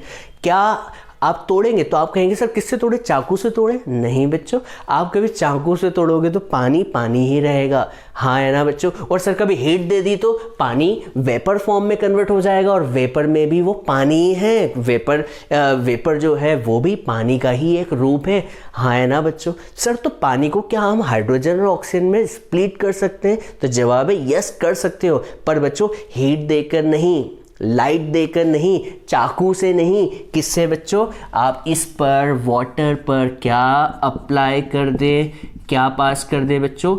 इलेक्ट्रिसिटी पास कर दे, या फिर कहें इलेक्ट्रोलाइसिस करवा दे, तो ये वाटर जो है टूट जाएगा। किसमें? हाइड्रोजन में और ऑक्सीजन में। बच्चों ये बात आपको बता दूं, आप कभी वीडियो से देखें, आपकी NCERT बुक में एक एक्सपेरिमेंट भी है, उसमें एक टेस्ट ट्यूब ली गई है, उसकी मैं अलग से वीडियो बनाऊंगा। तो आपको तो अभी बता दूं, वाटर पर जब जैसे ही आप इलेक्ट्रिसिटी पास करते हैं तो वाटर टूट जाता है। किसमें? हाइड्रोजन और ऑक्सीजन में। से बैलेंस कर लेते हैं बच्चों। यहाँ ऑक्सीजन 1 है, यहाँ ऑक्सीजन 2 है, तो यहाँ पर 2 लगा दिया, तो ऑक्सीजन कितनी हो गई बच्चों? 2 हो गई। यहाँ पर ऑक्सीजन 2 हो गई, यहाँ भी 2, पर हाइड्रोजन 4 हो गई, तो यहाँ पर 2 लगा दिया, तो हाइड्रोजन भी कितनी हो गई? 4 हो गई। उम्मीद करता हूँ आपको डीकम्पोजिशन के तीनों टाइप समझ में आ गए होंगे। तो बच्चों तीनों की डेफिनेशन समझ में आ गई होगी। एक में हीट पास की, एक में लाइट पास की, और एक में इलेक्ट्रिसिटी पास की। मतलब डीकम्पोजिशन करने के लिए एनर्जी की ज़रूरत होती है, बिना एनर्जी के डीकम्पोजिशन पॉसिबल नहीं होता। तो जल्दी से आप इसे लिख ले और स्क्रीनशॉट ले ले, या स्क्रीन को आप पॉज कर दे, वीडियो को पॉज करके लिख ले। अब मैं अगला टॉपिक पढ़ाने जा रहा हूँ जिसका नाम है डीकम्पोजिशन, नहीं सॉरी, क्या नाम है उसका नाम है, भूल गए क्या नाम है? Displacement reaction. तो डिस्प्लेसमेंट रिएक्शन मैं पढ़ाने वाला हूँ, तो इसका जल्दी से लिख ले, नोट डाउन कर ले। चलिए बच्चों, अब हम नेक्स्ट टॉपिक की तरफ चलते हैं, और बता दूं नेक्स्ट टॉपिक जो है सबसे ज़्यादा इंपॉर्टेंट है। स्टार लगा लीजिए। तो बच्चों मैं स्टार लगा देता हूं जिससे आपको क्लियरिटी बन जाए कि बच्चों displacement reaction most IMP reactions में से है। तो डिस्प्लेसमेंट रिएक्शंस हम पढ़ने वाले हैं।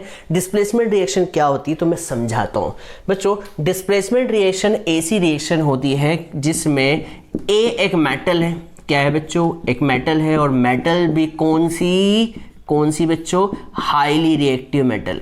कौन सी बच्चों? Highly reactive metal. बताऊंगा मैं हाईली रिएक्टिव मेटल क्या होती है। ऐसी मेटल जो किसके साथ रिएक्ट करें? BC। सर ये BC क्या है? तो ये जो है एक मेटल सॉल्ट मेटल सॉल्ट में B जो है वो क्या है? Less reactive metal. B क्या है बच्चों? Less reactive metal. मैं एग्जांपल से समझाऊंगा। B जो है लेस रिएक्टिव मेटल। तो बच्चों डिस्प्लेसमेंट नाम से ही पता चल रहा है, ऐसी रिएक्शन जिसमें एक हाईली रिएक्टिव मेटल क्या करे? एक लेस रिएक्टिव मेटल को क्या कर दे बच्चों, डिस्प्लेस कर दे, मतलब भगा दे, उस रिएक्शन को हम कहते हैं डिस्प्लेसमेंट रिएक्शन। सर नहीं आया समझ में, मैं बताता हूँ। देखिए यहाँ पर हाईली रिएक्टिव मेटल है, इस बी को क्या करेगी, चलता बनाएगी, मतलब बोलेगी भैया तू हट यहाँ से निकल। क्यों हट निकल, क्योंकि ये लेस रिएक्टिव मेटल है। तो ए जो है इस बी की जगह पर जाकर बैठ जाएगा और क्या बना देगा, AC बना देगा, और साथ के साथ इस बी को क्या कर देगा, डिस्प्लेस कर देगा। क्या कर देगा बच्चों, डिस्प्लेस कर देगा। एक काम करते हैं, मैं समझाता हूँ आपको, समझाने के लिए एक डायग्राम बनाता हूँ। मान लीजिए एक बहुत बड़ा गुंडा है। कौन है बच्चों, गुंडा है। देखिए इसने सोने की चेन पहन रखी है और काला सा टीका भी है। ये देखिए गुंडा, ये गुंडा बहुत ही खतरनाक गुंडा, और इसकी मूंछ भी दिख रही होगी आपको, ये गुंडा। और इसके हाथ में क्या है, इसके हाथ में बंदूक है, हाथ में चाकू है, दिख रहा है क्या बच्चों, चाकू बंदूक सब कुछ दिख रहा है। ये गुंडा, ये देखिए गुंडे के बाल भी देखे कितने खतरनाक। और यहाँ पर एक प्रेमी युगल है। प्रेमी युगल मतलब दो प्यार करने वाले प्यारे से बच्चे हैं। ये लड़का देखिए कितना खुश नज़र आ रहा है, और ये जो लड़की है ये भी देखिए इसके प्यार में कितनी खुश है, कितनी खुश है। अब मान लीजिए इस गुंडे का दिल इस लड़की पर आ गया, इस गुंडे का दिल किस पर आ गया, इस लड़की पर आ गया। तो क्या करेगा, ये गुंडा इस लड़के को बोलेगा चल निकल। क्यों निकल, क्योंकि ये ज़्यादा शक्तिशाली है और ये क्या है, कम शक्तिशाली है। हाँ है ना, ये ज़्यादा शक्तिशाली है, ये कम शक्तिशाली है। तो ये गुंडा इस लड़के को क्या करेगा, डिस्प्लेस कर देगा या रिप्लेस कर देगा। तो बताओ रिएक्शन में क्या बन जाएगा, रिएक्शन में बनेगा ये गुंडा जिसके हाथ में क्या है, चाकू है, और हाथ में क्या है बच्चों, बंदूक है, दिख रही होगी बंदूक, और इसके साथ प्यारी सी भोली सी कौन लड़की। अब भले से इसका मुंह मुरझा गया है पर ये लड़की को इसके साथ रहना पड़ेगा। हाँ है ना बच्चों, ये काला तिल और ये रही लंबी सी चेन और ये रहा इसका मूंछ और ये हाँ है ना बच्चों, ये रहा। और साथ के साथ ये जो लड़का था, प्यारा सा भोला सा लड़का जो था, वो क्या हो जाएगा, माना कि ये थोड़ा सा उदास हो जाएगा पर डिस्प्लेस हो जाएगा। हाँ है ना बच्चों, ये बात समझ में आई होगी। क्या ये बताओ इसने इसको डिस्प्लेस क्यों किया, क्योंकि ये हाईली रिएक्टिव था। ये कौन है, हाईली रिएक्टिव, और ये क्या है, इसके कंपैरिजन में लेस रिएक्टिव है। तो ये highly reactive less reactive metal को इसके मेटल सॉल्ट में बोले तो इन दोनों के बॉन्ड में से इसको क्या कर देगा, तोड़ देगा और खुद उसकी जगह पर आ जाएगा। आ गया। ऐसी रिएक्शन को हम क्या कहते हैं, डिस्प्लेसमेंट रिएक्शन। याद रखिएगा बच्चों, इसको शक्तिशाली होना पड़ेगा, इस मेटल को शक्तिशाली, तभी ये इसको डिस्प्लेस कर पाएगा, नहीं तो नहीं कर पाएगा। क्या उल्टा पॉसिबल है, उल्टा पॉसिबल है। तो आप कहेंगे उल्टा मतलब, देखिए मान लीजिए ये रिएक्शन ऐसी होती कि ये गुंडा इस लड़की से प्यार करता है और ये भी इससे प्यार करती है, और ये लड़का इसको देख के, ये लड़का इस लड़की को प्यार करता है। अब बच्चों बताओ क्या ये लड़का इस गुंडे को डिस्प्लेस कर पाएगा, जवाब है नहीं, बिल्कुल नहीं कर पाएगा, क्योंकि ये लेस रिएक्टिव है और ये हाई रिएक्टिव है, और लेस रिएक्टिव कभी भी हाईली रिएक्टिव मेटल को डिस्प्लेस नहीं कर सकता। ये बात दिमाग में घुसा ले, ठीक है। तो अब मैं कुछ एग्जाम्पल दे रहा हूँ और एग्जाम्पल से समझने की कोशिश करता हूँ। पर सर अब आपके मन में क्वेश्चन उठेगा कि सर हमें कैसे पता चलेगा, कि कौन शक्तिशाली है और कौन नहीं शक्तिशाली। तो बच्चों एक रिएक्टिविटी सीरीज होती है, जिसे मैं यहाँ पर लिख देता हूँ। एक रिएक्टिविटी सीरीज होती है जिससे हम पता कर सकते हैं कि कौन सबसे ज़्यादा रिएक्टिव है और कौन सबसे कम रिएक्टिव है। तो बच्चों रिएक्टिविटी सीरीज आपको बता दूं, सबसे रिएक्टिविटी सीरीज में पोटेशियम सबसे ऊपर आएगा, हाईली रिएक्टिव मेटल होती है पोटेशियम। उसके बाद sodium, potassium, sodium, magnesium, calcium, calcium के बाद जिंक के बाद आयरन के बाद लेड के बाद हाइड्रोजन के बाद copper, mercury, silver, gold, platinum. अब आपको बता दूं ये सीरीज ऐसी सीरीज है जिसमें जो सबसे ऊपर होगा वो होगा हाईली रिएक्टिव, और जो सबसे नीचे होगा वो क्या होगा, लीस्ट रिएक्टिव। क्या होगा बच्चों, जो सबसे नीचे होगा वो सबसे लीस्ट रिएक्टिव। और जैसे जैसे आप नीचे जाओगे रिएक्टिविटी क्या होती जाएगी, डिक्रीज होती जाएगी। हाँ है ना। इसका मतलब आपसे कोई कहे कि भैया सबसे शक्तिशाली कौन है, पोटेशियम है, और सबसे कम शक्तिशाली कौन है, सिल्वर है, गोल्ड है, प्लैटिनम है। तो बच्चों मैं एक एग्जांपल लेके समझाना चाहूँगा। मैं यहाँ पर इसे मैं रफ कर देता हूँ और समझाने की कोशिश करता हूँ कि डिस्प्लेसमेंट रिएक्शन क्या होती है। जब तक आप इसे रिएक्टिविटी सीरीज़ को याद कर ले, सबसे ऊपर बच्चों कौन आता है देख लीजिए। सबसे ऊपर आता है potassium, sodium, magnesium, calcium, zinc, iron, lead, hydrogen, copper, mercury, silver, gold और प्लैटिनम। ये बात याद रखिए। मैं एग्जांपल 1 अब यहाँ पे बताता हूँ वहाँ की जगह। तो एग्जांपल 1 में समझाता हूँ। तो एग्जांपल 1 में हमने क्या लिया है, आयरन लिया है और इसकी रिएक्शन करवा दी है कॉपर सल्फेट के सॉल्यूशन से। किसके बच्चों, कॉपर सल्फेट के सॉल्यूशन से, जो कि किस कलर का होता है, ब्लू कलर का होता है। और आयरन तो आपको पता ही है आयरन किस कलर की होती है। तो बच्चों आयरन जो होती है वो ब्लैक कलर की होती है, या फिर कहें ब्लैकिश ग्रे कलर की होती है। किस कलर की होती है बच्चों, ब्लैकिश ग्रे।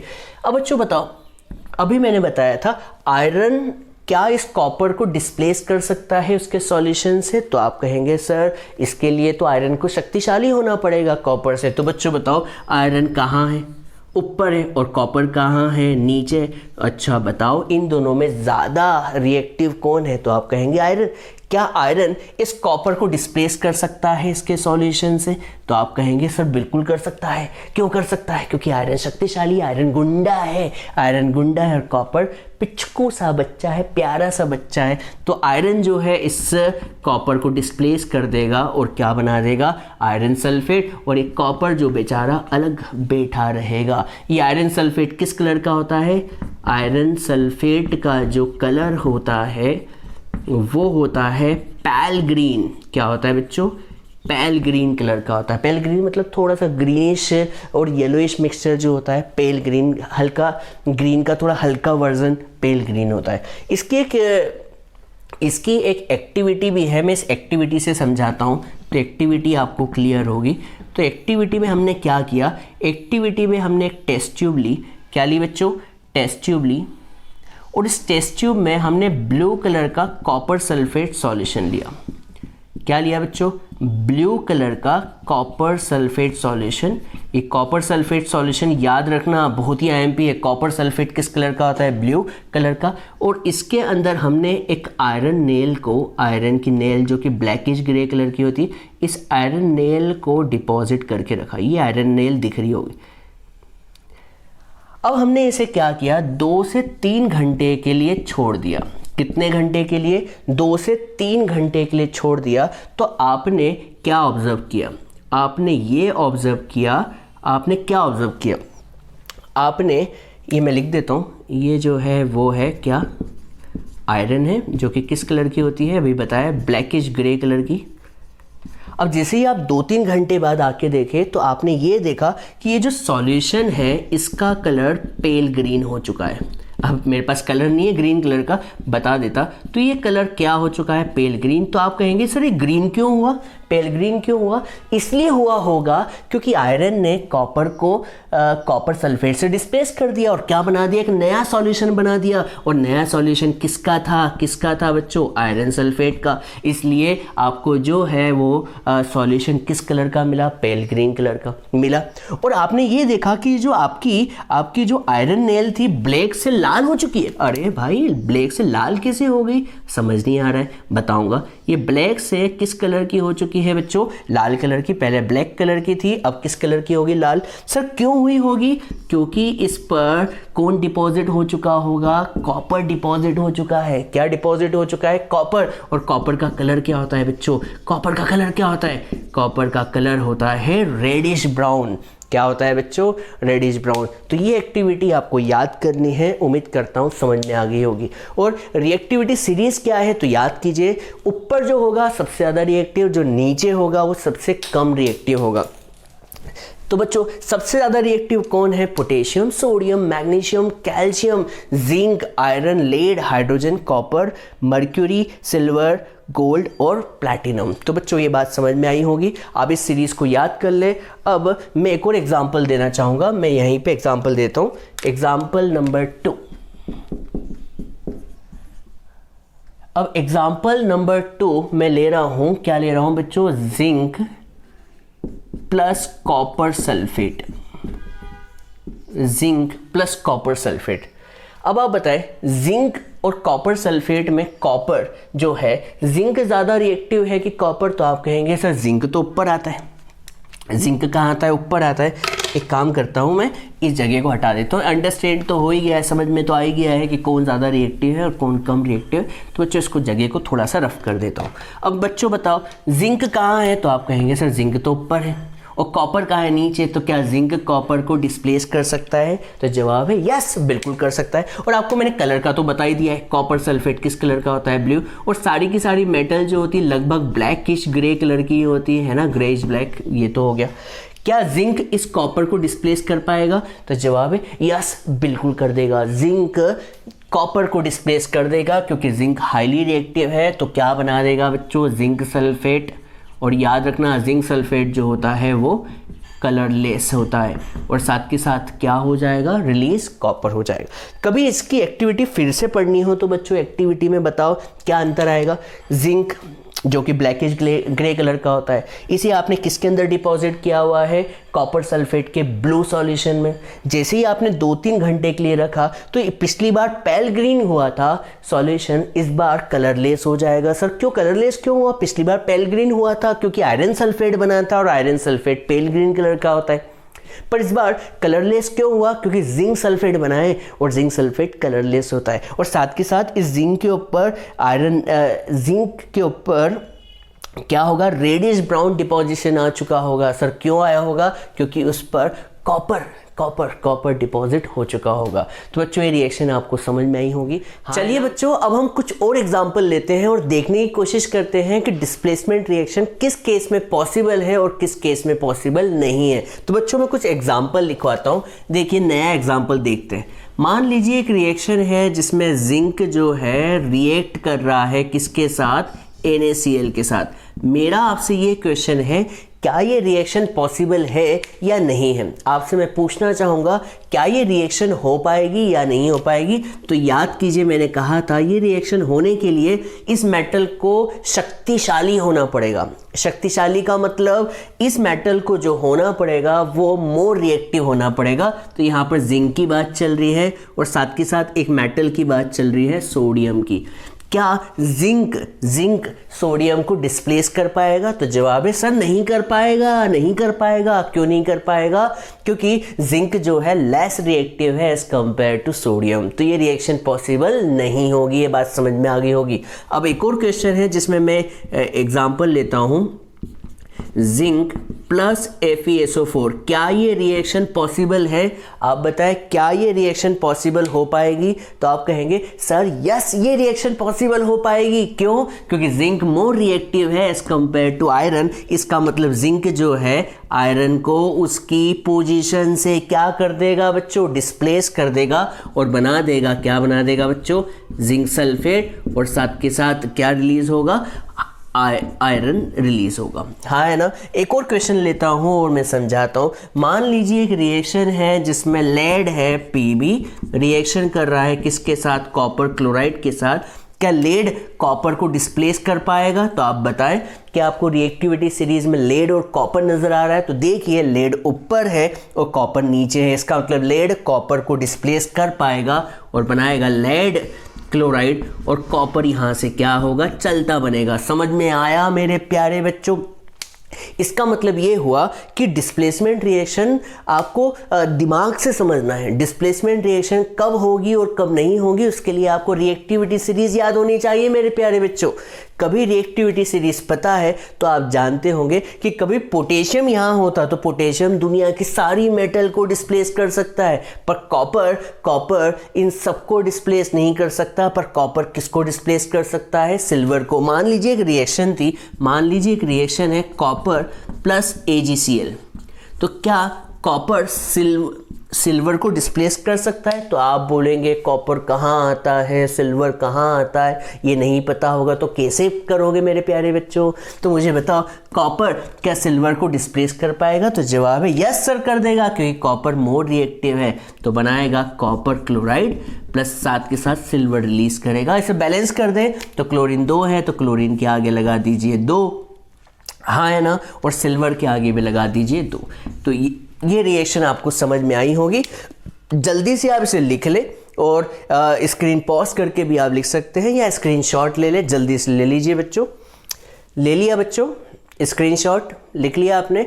ठीक है बच्चों, कभी लिख लिया हो तो अब हम आगे की रिएक्शन पे चलते हैं, जो कि नेक्स्ट रिएक्शन होगी, जिसे हम कहते हैं डबल डिस्प्लेसमेंट रिएक्शन बच्चों।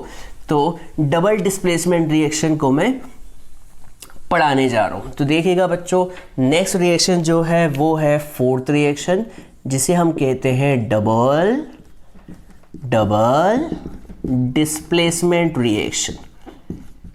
अब आपको नाम से तो पता चल गया होगा, पिछली रिएक्शन में डिस्प्लेसमेंट रिएक्शन थी और इस बार क्या है, डबल डिस्प्लेसमेंट। हा डबल मतलब 2 बार डिस्प्लेसमेंट होगा। यहाँ पर डिस्प्लेसमेंट एक जगह नहीं, कितनी जगह हो रहा होगा? 2 जगह। तो देखिए मैं क्या बता रहा हूँ। मान लीजिए एक कंपाउंड है जिसे हम मेटल सॉल्ट कहें, AB है। ये रिएक्शन किसके साथ कर रहा है? CD के साथ। किसके साथ? CD के साथ। यहाँ पर मोर रिएक्टिव लेस रिएक्टिव की कहानी नहीं है। यहाँ पे मोर रिएक्टिव लेस रिएक्टिव की कहानी नहीं है, दिमाग में बिठा ले। डिस्प्लेसमेंट में रिएक्टिव और मोर रिएक्टिव लेस रिएक्टिव की कहानी थी, यहाँ पर कुछ नहीं है। तो बच्चों सिर्फ यहाँ पर क्या होगा, यहाँ पर ये होगा कि ये जो A है इस मेटल को डिस्प्लेस करेगा, तो A जो है C को डिस्प्लेस करेगा, या फिर कहें कि C जो है A की जगह पर जाके बैठ जाएगा। A C की जगह पे जाके बैठेगा और C जो है A की जगह पे जाके बैठेगा। तो बच्चों बताओ क्या बनेगा? बनेगा CB प्लस AD। क्या बनेगा बच्चों? CB plus AD। आपको ये बात समझ में आई बच्चों? नहीं आई तो मैं बताता हूँ। यहाँ पर A ने C को डिस्प्लेस किया और C ने किसको डिस्प्लेस किया? A ने A को डिस्प्लेस किया। अब आप कहेंगे कि ऐसा क्यों हो रहा है, तो मैं आपको रीज़न बताना चाहूँगा। इसका रीज़न जो है, ये रिएक्शन पॉसिबल हो पा रही है ड्यू टू याद रखिएगा, due to exchange of ions. Due to exchange of ions. ये रिएक्शन किस वजह से होती है बच्चों? आयंस के एक्सचेंज के कारण। तो आपसे कोई डेफिनेशन पूछे तो आप क्या कहेंगे? ऐसी रिएक्शन जो कि एक्सचेंज ऑफ आयंस की वजह से हो, उस रिएक्शन को हम डबल डिस्प्लेसमेंट रिएक्शन कहते हैं। Those reaction in which exchange of ions takes place is called double displacement reaction. मैं एग्जांपल से और क्लियर करता हूं। तो एग्जांपल समझाता हूं, मैं फर्स्ट एग्जांपल समझाता हूं। मान लीजिए एक रिएक्शन है जिसमें बेरियम क्लोराइड है। ये रिएक्ट किसके साथ कर रहा है? सोडियम सल्फेट के साथ। तो यहां पर होगा क्या? बेरियम इस सोडियम को डिस्प्लेस करेगा, तो क्या बना देगा बच्चों?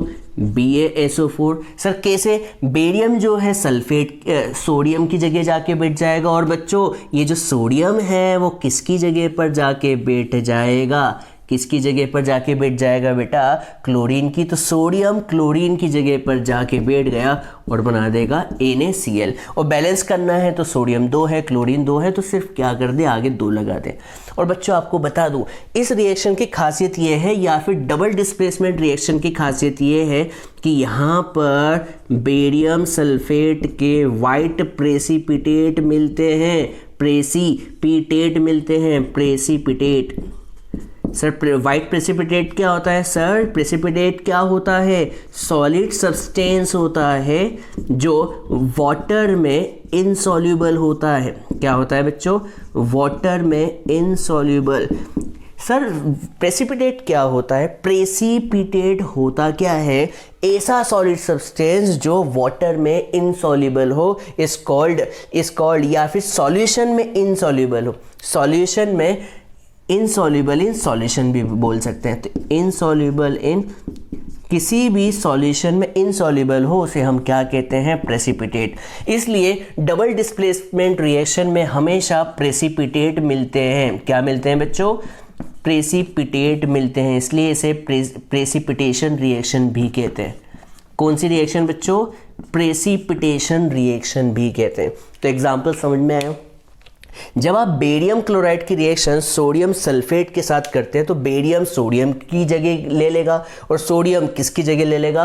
बेरियम की जगह। तो यहाँ पर डबल डिस्प्लेसमेंट हो रहा है, इसलिए इस रिएक्शन को हम क्या कहते हैं? Double displacement reaction. और बच्चों याद रखिएगा इस रिएक्शन में बेरियम सल्फेट जो है, बेरियम सल्फेट के वाइट पीपीटी मिलते हैं, मतलब इस रिएक्शन में हमेशा आपको प्रेसिपिटेट मिलेंगे जो कि सॉलिड सब्सटेंस होता है, जो सॉल्यूशन के नीचे जाके बैठ जाता है और सॉल्यूशन में इनसॉल्युबल होता है, मतलब मिक्स नहीं होता वो, इसलिए इसे हम कहते हैं प्रेसिपिटेट। एग्जाम्पल 1 समझ में आया होगा। अब मैं एग्जाम्पल 2 समझाऊंगा जो कि आपके एनसीईआरटी में तो एक ही दिया है, पर कभी आप एक्सरसाइज देखेंगे तो वहाँ पर और भी एग्जाम्पल्स मिलेंगे जहाँ पर हम बैलेंस करते हैं।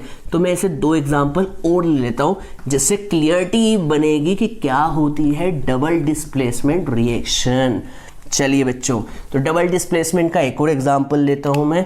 एग्जाम्पल लिया क्या? बेरियम क्लोराइड BaCl2, इसकी रिएक्शन किसके साथ करवाई बच्चों? H2SO4 के साथ।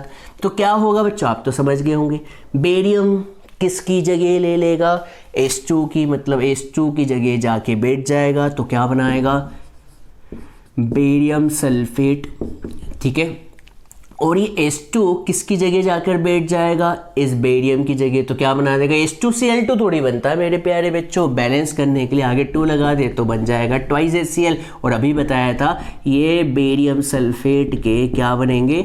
White precipitate. क्या बनेंगे बच्चों? White precipitate. हम एग्जाम्पल एक और लेते हैं, एग्जाम्पल नंबर 3। एग्जाम्पल नंबर 3 जो है वो मैं देख के बताता हूँ, वो है NaCl sodium chloride plus AgNO3। बता सकते हैं इस रिएक्शन का प्रोडक्ट क्या होगा? बच्चों याद रखिएगा यहाँ पे मोर रिएक्टिव लेस रिएक्टिव की बात नहीं होती सर, तो किसकी बात होती? आयंस की। तो एक काम करता हूँ मैं, इसका अंदर की कहानी समझाता हूँ, देखिए क्या हो रहा होगा।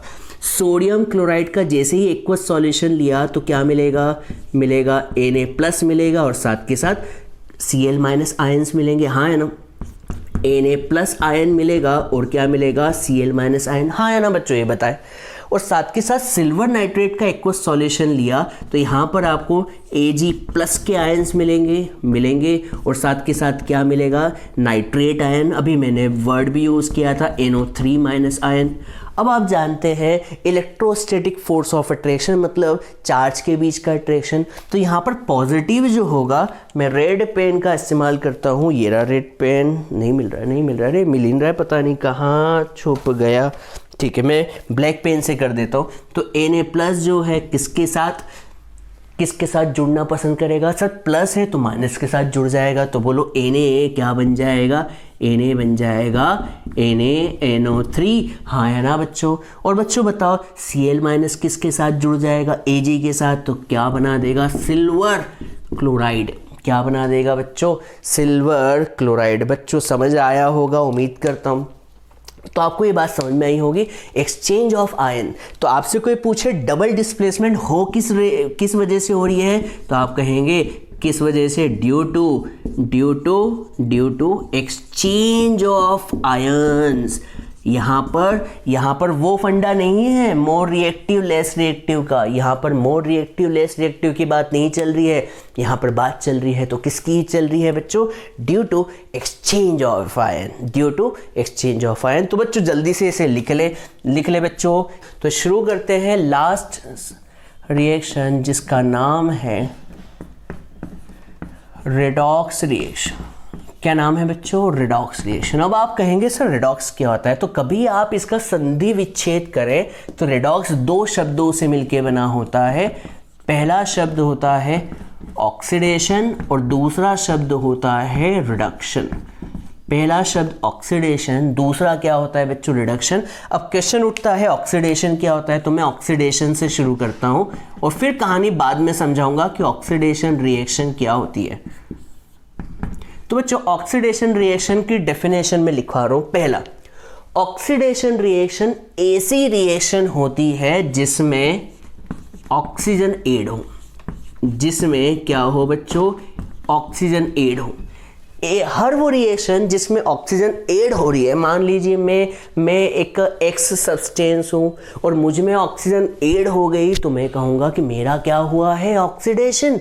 हाँ है ना, adding of oxygen is called oxidation. या फिर कहें कि भैया removal of hydrogen is also called oxidation. मतलब कभी मान लीजिए मुझ में हाइड्रोजन पहले से है, हाँ है ना, मान लो मुझ में हाइड्रोजन पहले से और मुझ में से हाइड्रोजन रिमूव हो गया, तो मैं कहूँगा मेरा क्या हुआ, मेरा ऑक्सीडेशन हुआ। तो सर क्या मतलब, मुझ में कभी ऑक्सीजन ऐड हो रही है तो ऑक्सीडेशन होगा मेरा, ये रिएक्शन ऑक्सीडेशन रिएक्शन होगी, या मुझ में से हाइड्रोजन रिलीज हो जाए तो भी ये क्या कहलाएगा, ऑक्सीडेशन रिएक्शन। इसकी एक और डेफिनेशन है और यहाँ पर आएगा एडिंग ऑफ नॉन मेटल। कभी किसी सब्सटेंस में मेटल ऐड हो रही है, क्या ऐड हो रही है बच्चों, मेटल ऐड हो रही है, तो हम कहेंगे मेटल नहीं, क्या ऐड हो रही है, नॉन मेटल ऐड हो रही है, तो हम कहेंगे कि मेरा ऑक्सीडेशन हो रहा है। अरे नहीं आया समझ में, मान लीजिए, चलो मैं समझाता हूँ। अच्छा एक काम करते हैं, पहले डेफिनेशन तो लिख दें, फिर एक साथ समझाने का काम कर लेंगे। तो ऑक्सीडेशन रिएक्शन समझ में आ गई होगी। अब हम लिखते हैं कौन सी रिएक्शन, रिडक्शन। सर रिडक्शन क्या होता है, रिडक्शन तो ऑक्सीडेशन और ये रिडक्शन, तो ये ऑक्सीडेशन हो गया। अब मैं रिडक्शन लिखवा रहा हूँ। अब बेटा रिडक्शन जस्ट उल्टा होता है। सबसे पहले यहाँ पर हाइड्रोजन का रिमूवल हुआ था, तो यहाँ पर क्या होगा, एडिंग ऑफ हाइड्रोजन। याद रखिएगा बच्चों, एडिंग ऑफ हाइड्रोजन, अभी धीरे धीरे समझाऊंगा मैं, एडिंग ऑफ हाइड्रोजन। और दूसरा यहाँ पर ऑक्सीजन ऐड हुआ था, तो यहाँ पर क्या होगा बच्चों, रिमूवल ऑफ ऑक्सीजन। और यहाँ पर नॉन मेटल ऐड हुआ था, तो यहाँ पर क्या होगा, एडिंग ऑफ मेटल। सर नहीं आया समझ में, बिल्कुल भी नहीं आया, एक बात भी समझ में नहीं आई। एडिंग क्या होता है, सब्ट्रैक्टिंग क्या होता है, रिमूवल क्या होता है। बच्चों मान लीजिए मैं एक सब्सटेंस हूँ, मैं हूँ एक्स हूँ, ठीक है, मुझ में कभी ऑक्सीजन ऐड हुई, इसका मतलब मेरा ऑक्सीडेशन हुआ। पर मुझ में कभी ऑक्सीजन निकल गई तो मैं कहूँगा मेरा रिडक्शन हुआ। कभी मुझ में हाइड्रोजन ऐड हुआ तो कहूँगा मेरा रिडक्शन हुआ, adding of hydrogen is called reduction. और कभी मुझ में से हाइड्रोजन निकल गई तो मैं कहूँगा मेरा ऑक्सीडेशन हुआ। कभी मुझ में नॉन मेटल ऐड हुई तो मैं कहूँगा मेरा ऑक्सीडेशन हुआ। और कभी मुझ में मेटल ऐड हुई तो मैं कहूँगा मेरा क्या हुआ, रिडक्शन हुआ। ठीक है बच्चों, कभी मुझ में मेटल ऐड हुई तो कहूँगा मैं रिडक्शन हुआ। ठीक है, तो बच्चों आप कहेंगे sir what is redox reaction, redox reaction, तो आप कहेंगे ऐसी रिएक्शन जिसमें साइमल्टेनियसली ऑक्सीडेशन भी हो और रिडक्शन भी हो। तो लिखवा देता हूँ definition, those reaction in which simultaneously मतलब एक साथ, साइमल्टेनियसली एक ही बार में, simultaneously oxidation as well as reduction takes place is called are called redox reaction. उम्मीद करता हूं बच्चों ये बात समझ में ही होगी। ऐसी रिएक्शन जिसमें साइमल्टेनियसली ऑक्सीडेशन भी हो रहा हो और रिडक्शन भी हो रहा हो। ऐसी रिएक्शन जिसमें साइमल्टेनियसली ऑक्सीडेशन भी हो रहा हो और बच्चों रिडक्शन भी हो रहा हो, ऐसी रिएक्शन को हम क्या कहते हैं, रेडॉक्स रिएक्शन। बच्चों याद कर ले ऑक्सीडेशन क्या होता है, रिडक्शन क्या होता है, जल्दी से आप इसे याद कर लें।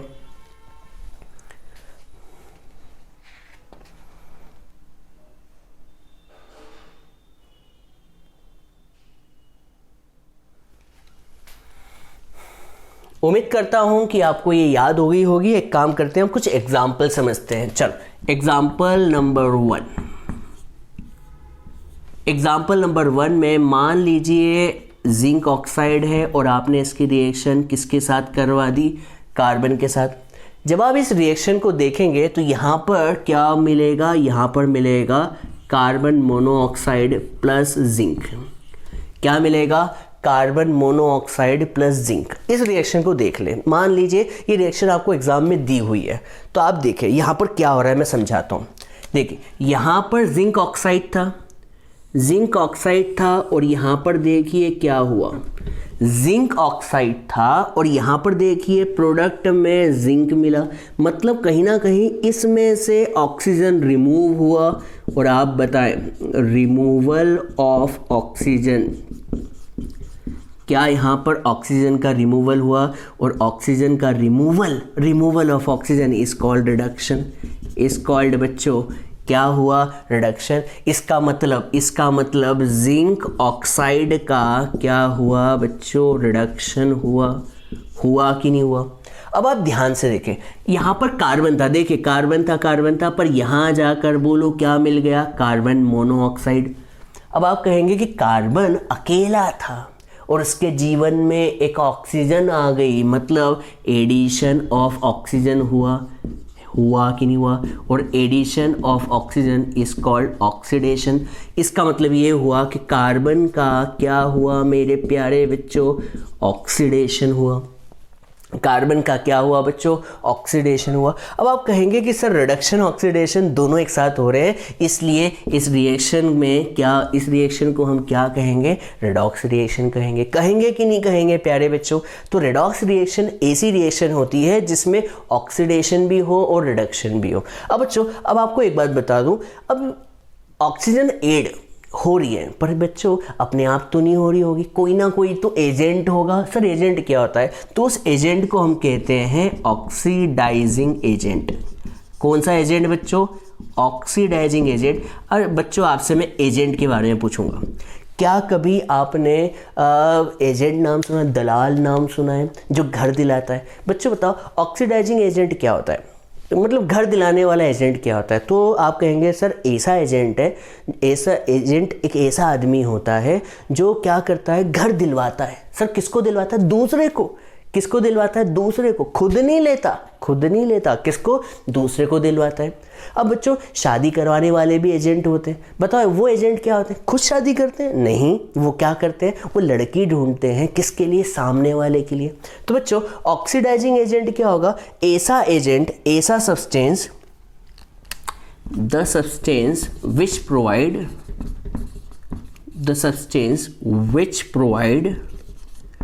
Oxygen, the substance which provide oxygen to other substance। हाँ है ना बच्चों? ऑक्सीडाइजिंग एजेंट ऐसा एजेंट होता है जो क्या करता है, ऑक्सीजन प्रोवाइड करता है। जैसे लड़की प्रोवाइड करता है, किसके लिए? अदर के लिए, दूसरे के लिए, खुद के लिए नहीं, किसी दूसरे के लिए। वैसे ही बताओ रिड्यूसिंग एजेंट क्या होगा? आपसे कोई पूछे रिड्यूसिंग एजेंट क्या होगा? रिड्यूसिंग एजेंट क्या होता है? द सब्सटेंस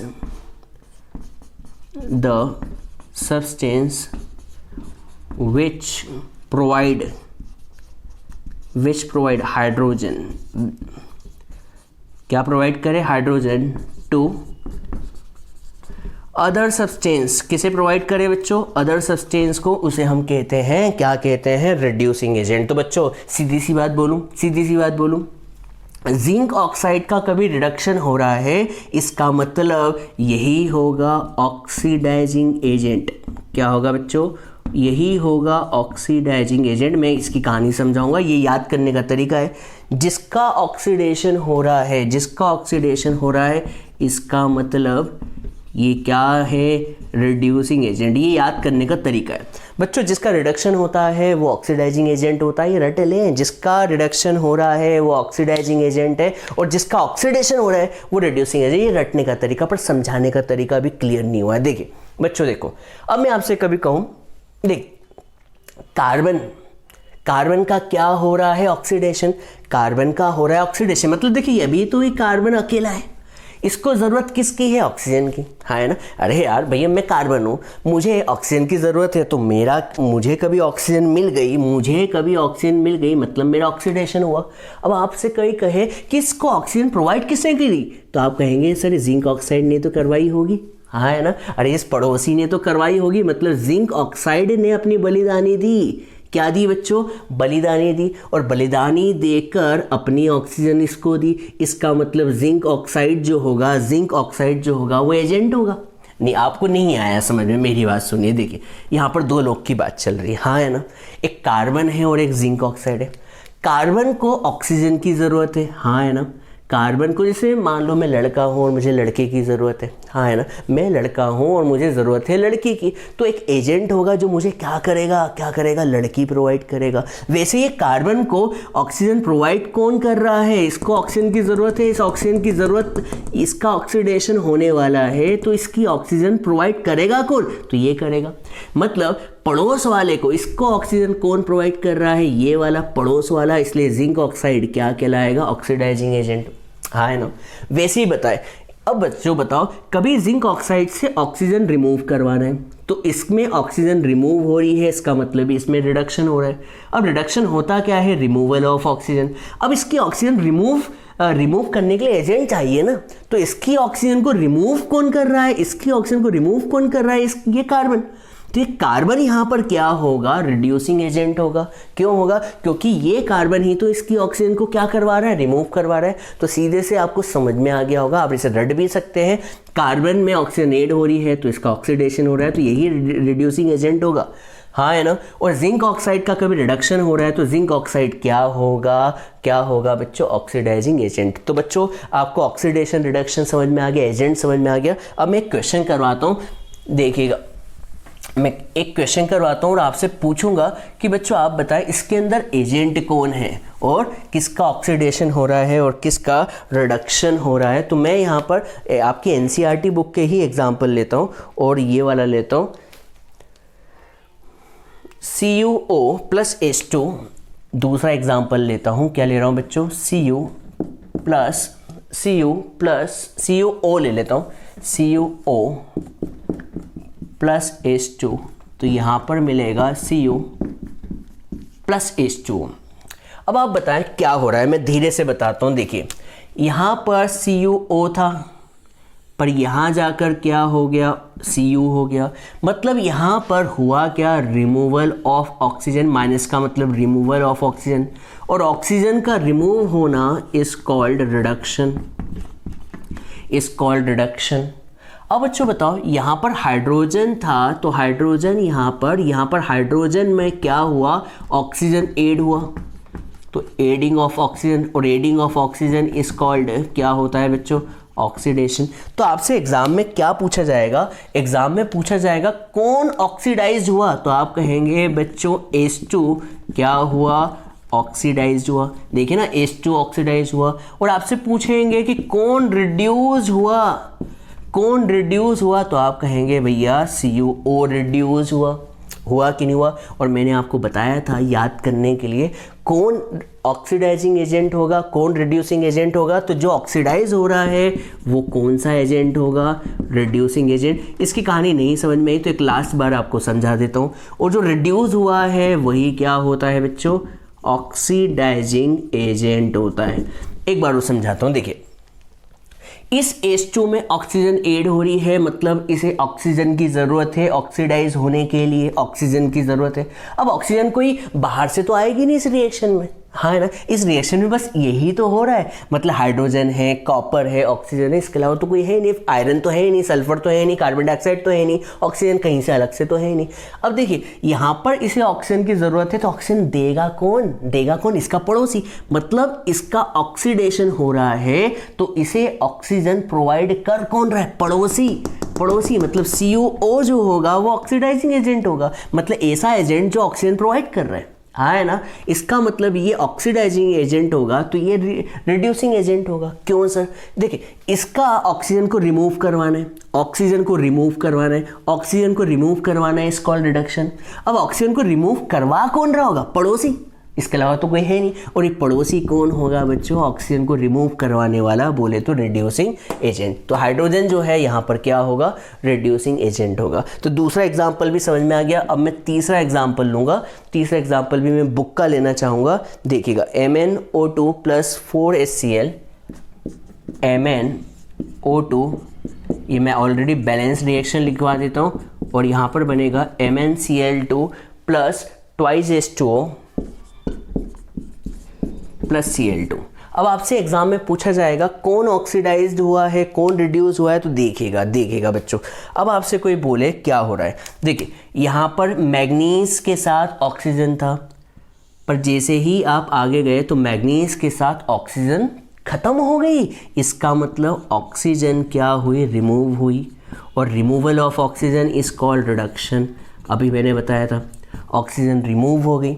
अब आप देखें यहाँ पर 4HCl था, मतलब हाइड्रोजन के साथ ऑक्सीजन नहीं थी, पर आप देखें इस जगह जाके हाइड्रोजन के साथ क्या हुआ, हाइड्रोजन के साथ क्या हुआ बच्चों, हाइड्रोजन के साथ ऑक्सीजन ऐड हो गई, मतलब एडिंग ऑफ क्या हुआ, ऑक्सीजन।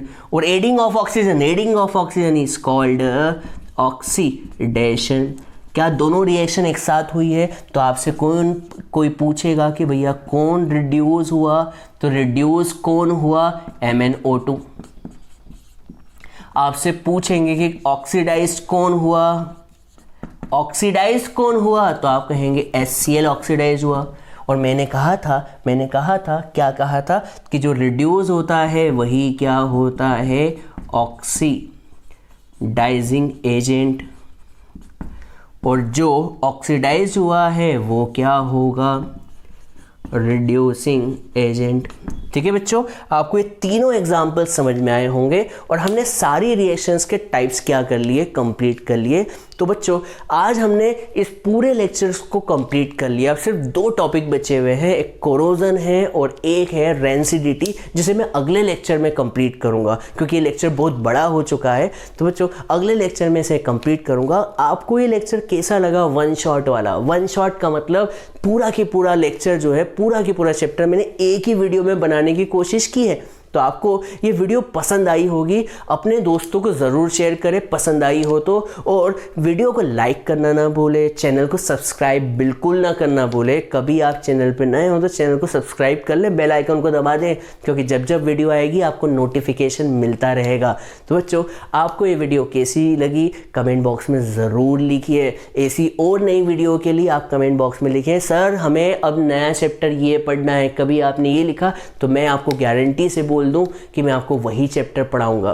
तो जब तक के लिए आज मैं इस लेक्चर को यहीं कंप्लीट करूंगा, विदा लेना चाहूँगा आप लोगों से। तब तक के लिए बाय बाय, और नई वीडियो में लेके आऊँगा आपकी सिफारिश पर। तो आज मैं इस लेक्चर को यहीं कंप्लीट करता हूँ। अब मैं विदा लेना चाहूँगा। See you, bye bye, tata, thank you, वंदे मातरम, जय हिंद।